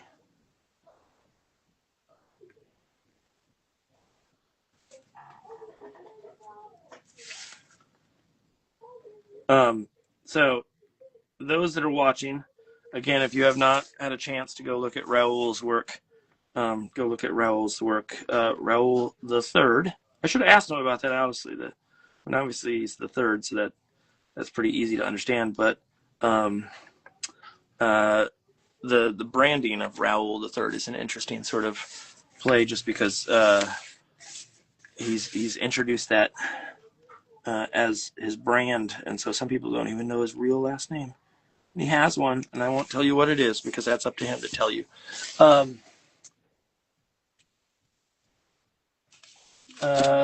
Okay, so Connor Murray asked a question about scanner recommendations. So it says, worked at a skate shop. Now I want to go get into Kidlit. There is a market for, all the artists that love the Kidlit, not Kidlit, but the skateboard art, the deck art. There's some pretty rad stuff that would make fabulous books for kids, as long as it's not too dark. But there's so many interesting, like I have a skateboard. I don't know how to skate really, but I had one that had this cool elephant on the bottom and like cool design. Anyways, Connor Murray Art, you're asking any scanner recommendations, please. Peace and love. So scanners are a tricky one. There are some scanners that are better than others. My rule of thumb in general that I like to tell people is get a scanner that is a standalone scanner. Don't go buy a scanner printer combo and assume that the scanner and the printer are going to be good. And what I mean by that is just the aspect of quality in that is going to come from it being a solo job, a solo thing that needs to get done. And so I would suggest that if you have one of those scanner printer combo, whatever they are, that it may be worth looking into just getting a pure scanner. I am a fan of Epson scanners. Epson printers are a bit of a pain. They're lovely, but they're a bit of a pain. But the scanners seem to be relatively clean and work well. And I don't even know if they still make this one, but the one that I have is an Epson Perfection V600. And it's basically their Perfection series. You want to make sure you get a photo scanner, not a document scanner, because you want the high quality, high res, etc. In it. But that the photo scanners are going to do just that much of a better job. And then you want to make sure, I think the V600 that I got, generally they're around like $300 for a good scanner. Now, keep in mind that is a 8.5 by 11 scanner. It is not a big scanner that I use. We have big scanners at school that I can use at any point, but it's not even worth the hassle to drive in and use that. And those scanners are a couple $1,000s to cost for those. But I don't even need those because Photoshop is so good at merging scans together. So if you know how to use Photoshop's photo merge option that's under automate, I end up taking, like, if I have a big image that is bigger than an 8.5 by 11, might take a couple scans, or might take, like when I did the last book that I worked on, it took I want to say it was 8 scans for every spread, but it took 2 seconds to have it merge in Photoshop. And so it was a very easy, clean production on those. And it just meant I had to do a lot of scans, but, done. And it costs $300 and not $1,000 or $2,000 to have that scanner. But I do think that the Epson Perfection is probably the highest quality that I have seen. And you don't have to scan huge for, for an image. You don't have to scan it at like 2000 DPI. And so just something that has a decent bed size for what you need, and that's about it. There are other brands like Brother and blah, blah, blah, but I think Epson is probably my preferred when it comes to a scanner. If it were a printer and I had to do a solo print, we've been using Canons at school, and the printers on those are fabulous. I've really loved the quality that they've put out and the ease of those printers. And so I'd probably aim towards a Canon printer if I had a choice going forward. But I also do my printing at my school, so I don't have to maintain. But the challenge with printing in general at home is just the maintenance and constant upkeep of a printer. And so it's not as easy as just like, hey, I have a printer, I'm going to print. It's making sure that your printer is cleaned out regularly, and that the what's the word I'm looking for? The print head. I don't know why that was so hard to get to. The print head is not clogged up and is constantly maintained and whatnot. And if you don't do that, then it becomes a real problem. But again, most of the printing that I do, either if it's a one-off thing, I will use that printer, but also send stuff out if you have to do enough. Sometimes it's cheaper and less cumbersome to just send it out to a professional printer who maintains their colors and all that kind of stuff on a much more regular basis. And so that's that. That's all I'm saying. That's all I'm saying. That's all you get out of me. All right, let's see. What other kind of questions do we have? How else can I help for folks that are watching?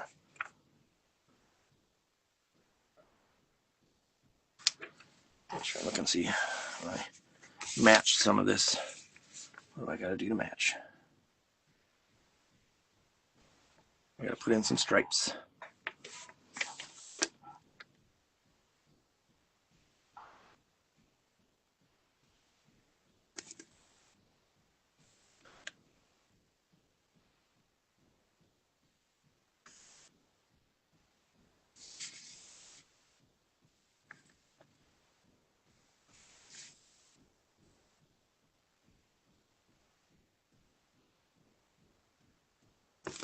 My wife and I started watching Wonder Man, which is a Marvel show about the comic book character Wonder Man. And it's really good, honestly. I like it. I liked Wonder Man when I was growing up. It was a fun character. I feel like he wasn't as big of a character as maybe those who continued on in comics. Maybe he became a bigger sort of name, but at the time when I was going through my comics phase, I feel like it wasn't that big of a character for people to fall in love with, but I kind of liked it. So anyways, we're watching that show, and it's got Ben Kingsley in it, reprising his role as the Mandarin, or that same character that played the Mandarin in the Iron Man series, movie, and what else is he in? He was in something else, Mandarin.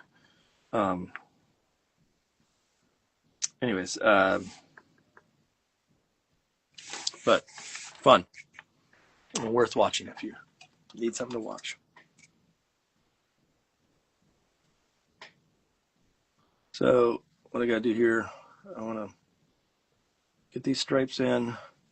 I gotta put in the wheels. I gotta put in texture and whatnot on them, and then details on like helmet and that kind of stuff. But I'm gonna keep this one relatively simple. But let's get some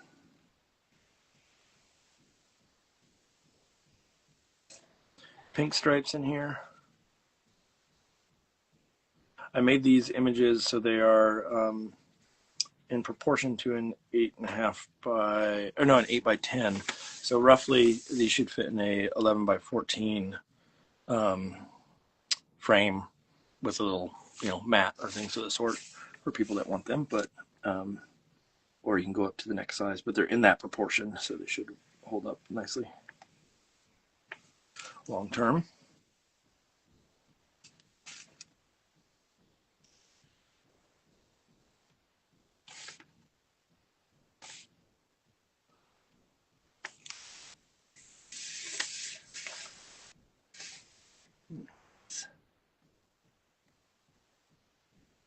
I'm trying to find the spots that I want to do these pink stripes going in here. I should also show people real quick before I forget. There's a gallery show that I'm participating in, a gallery show that I participated in for a long time. I don't know why I said it like that. A long time. But I'm working on some pieces I can show in the background here real quick. Give me a second and I'll get them there. We'll just put in one last little pink stripe right there. Okay. Again, for those that are interested, I'm making these. I'll just showcase them real quick. These are two gorillas that are going to be wearing underwear. Little tidy whities. This is going to be a zebra, and it's wearing underwear. And I got a lion here that's going to be wearing underwear. And I have a rhinoceros that's going to be wearing underwear. And then I have a mandrill he's going to have his face here, and he's going to be wearing underwear. But these are the starts of them, and they're these weird little like sculptural, like 2.5D, essentially, little characters I'm making for a gallery show. I got to finish them this weekend, but that's in the background of things I got to do outside of doing kidlit stuff. Matthew Briggs, guess how many? Guess how many Gavin Doodle guests I met at the SCBWI conference the other weekend, meaning in New York. At least I think they were all on Gavin Doodle. How many? I'm going to guess 3, Matthew. I'm going to guess 3. Tell me what that damage is. How many were there really?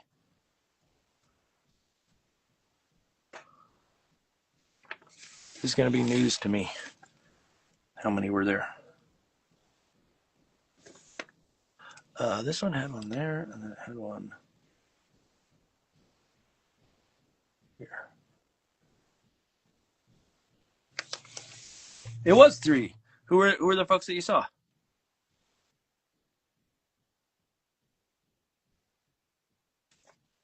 I had a couple of like mentees that went to it, and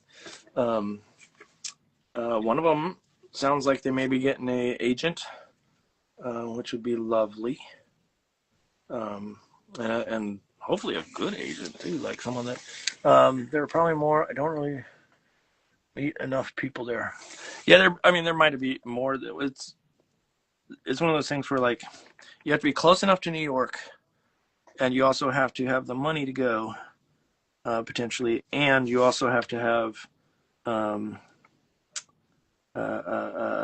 a reason for going, and not everybody always has the reason to show up to to that conference. You know what I mean? Like they may have already done enough work that they don't need to look for an agent or what have you at that show. But I've not had Bill I don't even know how to say his last name. Rob McClurkin, yes, and Scott Sutter, yes. But Bill is just a fan of the show. He's in New Jersey, I think, if I remember correctly. But very nice fellow. But I have not had him on in particular. But there is that's the other two definitely have had on in the past. Rob and Scott did a game and doodle, I think, together with us at one point. I think that may have been the first game and doodle, honestly. It was those two and maybe Mike Petrick. I'm trying to remember who that was on that. I think it was those three and me. And that was back when that was early on. We didn't know what we were even doing at that point. We were just making stuff up.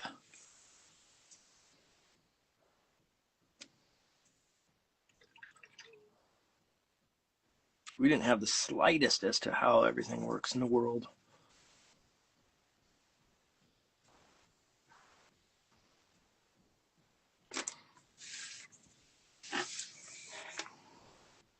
I've never, I don't think I've ever met any of them in person either, which is funny. Like, I know them through the internet. And that's it. In fact, a lot of people on Gavin Doodle, it's rare that I meet people that have been on that have been on here in person, unless they come to like some event nearby that I'm able to get out to. But my hope is to meet a lot of them. I owe a lot of them a big thank you for all that they do for us kiddos.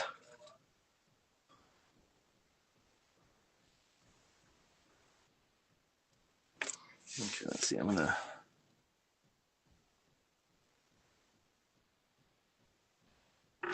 draw on the knee pads here and the elbow pads.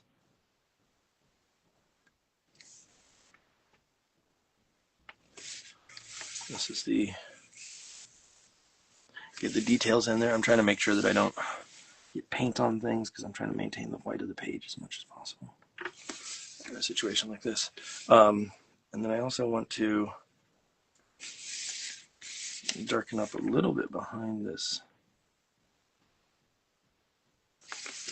leg there. Just a little hint of richness there that can add a little flavor.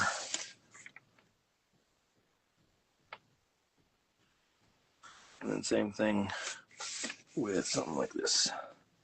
Make sure I get enough dark there on that leg. Okay. Fellow viewers, yeah. I'm just reading what's there. So are there other questions, things I can answer for folks? I don't want to necessarily ramble if folks already know what they need, but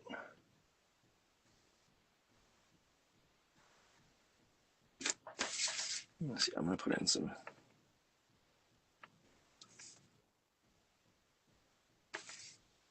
little details. It's not quite dark enough. I may actually darken it just ever so slightly.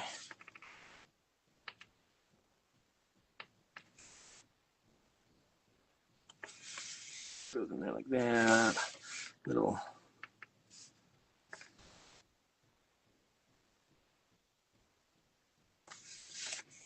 lines there for the fingers, although maybe I'll do that in the red like I did on the other one. We'll do that. That's a little bit of a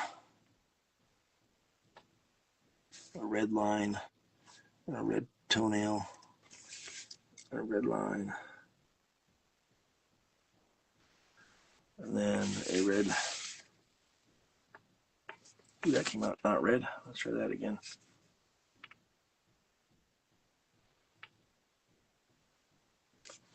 Red right there. I'm going to darken that up if I can on this one on the board because you can't even really see it.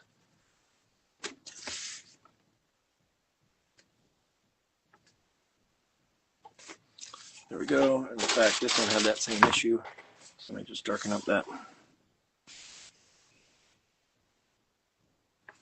Let's see it a little bit better there. Okay. And then let's go grab this color here. Let's put in some stuff like little ankles and some creases. That stuff comes in. Little lines that imply some scuffs.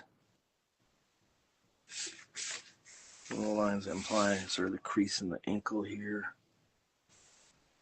And then a shadow underneath this arm right here.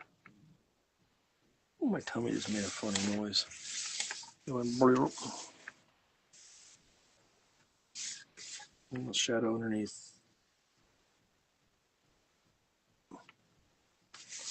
the helmet here.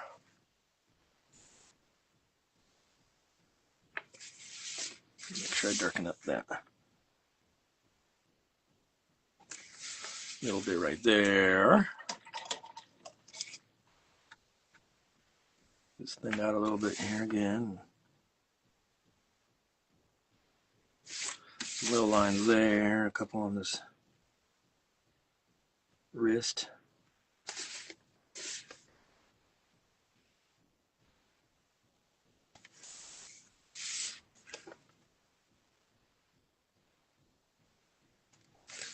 There we go. We're getting there. How do I, wait, what? How did you start showing work at galleries?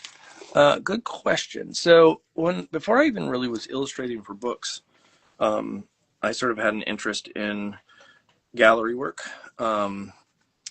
I had shown stuff when I was in college and like some other little odds and ends, and when I was teaching, had shown in a few little galleries here and there. But one of the things that made it a little easier to get into galleries was, rather than trying to do a big show, was to do a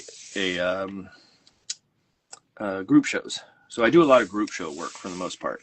I do every once in a while have a solo show here and there, but primarily group shows.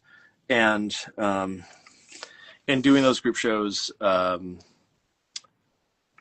you get to know the gallery owner, which is lovely in most cases, and then on top of that, the looking for the right type of gallery show. So the equivalent of I don't apply to like these big fine art galleries. I apply to galleries that have work that is adjacent to illustration or are supportive of that kind of work.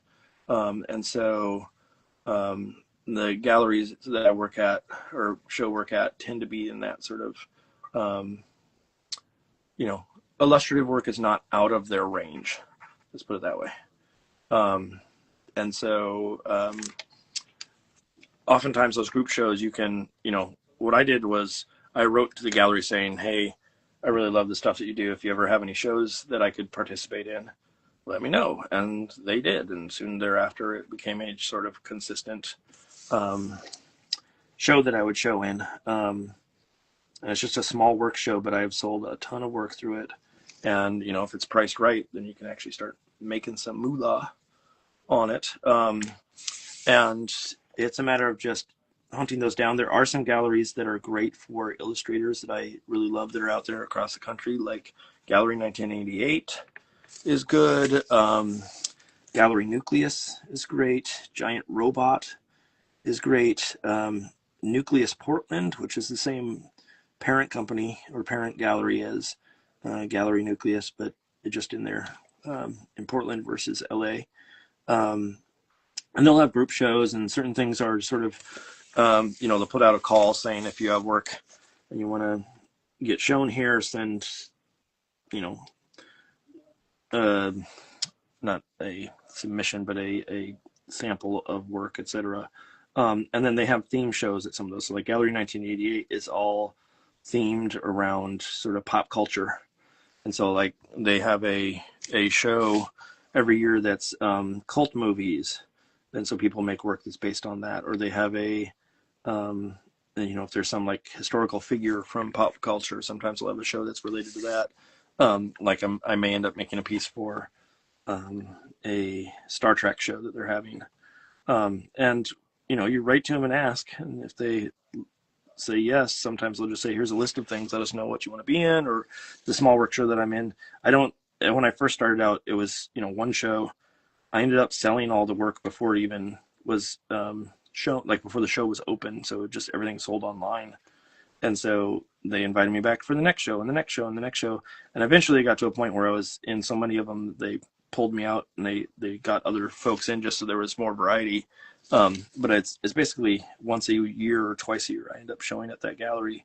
And so there's collectors, and eventually when you have collectors, you know, they buy multiple pieces, and you can be relied upon a little bit, or the gallery can rely upon them to sort of pick up your work and whatnot. And so there's folks that I don't even know who they are, but I know there are folks that have multiple of my pieces, and they're not even like this. They're more like these kinds of things, these like weird little object-based things. And so I kind of separate the work into those two different avenues. Let's put it that way. That I don't want them to be the exact same. Plus, if I were to send in stuff like this, I don't think it would sell in the same way. It's not the same audience. The folks that roll through that gallery tend to be more of a, like, they like a little bit more of a fine art thing. And so I aim towards that sort of folky sort of aesthetic in some of the work.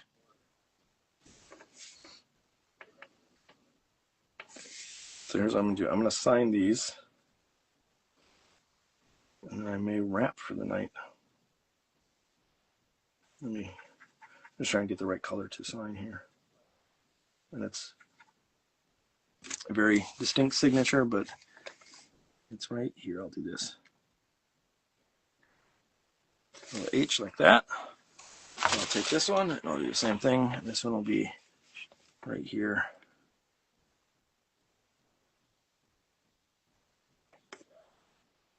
And that's my signature for it. And so I'm trying to see if there's other things I want to do before I jump ship.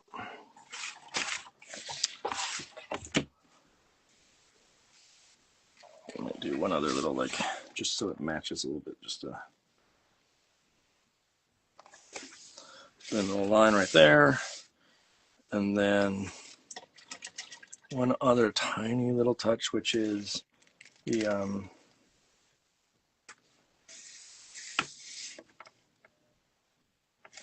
it's a little too dark. I'll lighten it even more. I'm going to get this so it's the shadow that's being cast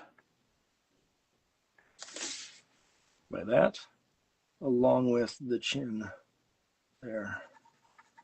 I just want to get it just a touch lighter and a little bit more blue. Ever so subtle. That's still not light enough, man. I'm like fighting this tone here. That's probably better. Yeah, there we go. Now we're talking.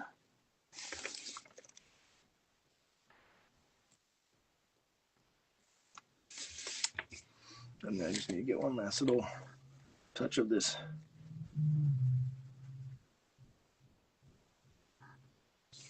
darker color that was the piece there. Okay.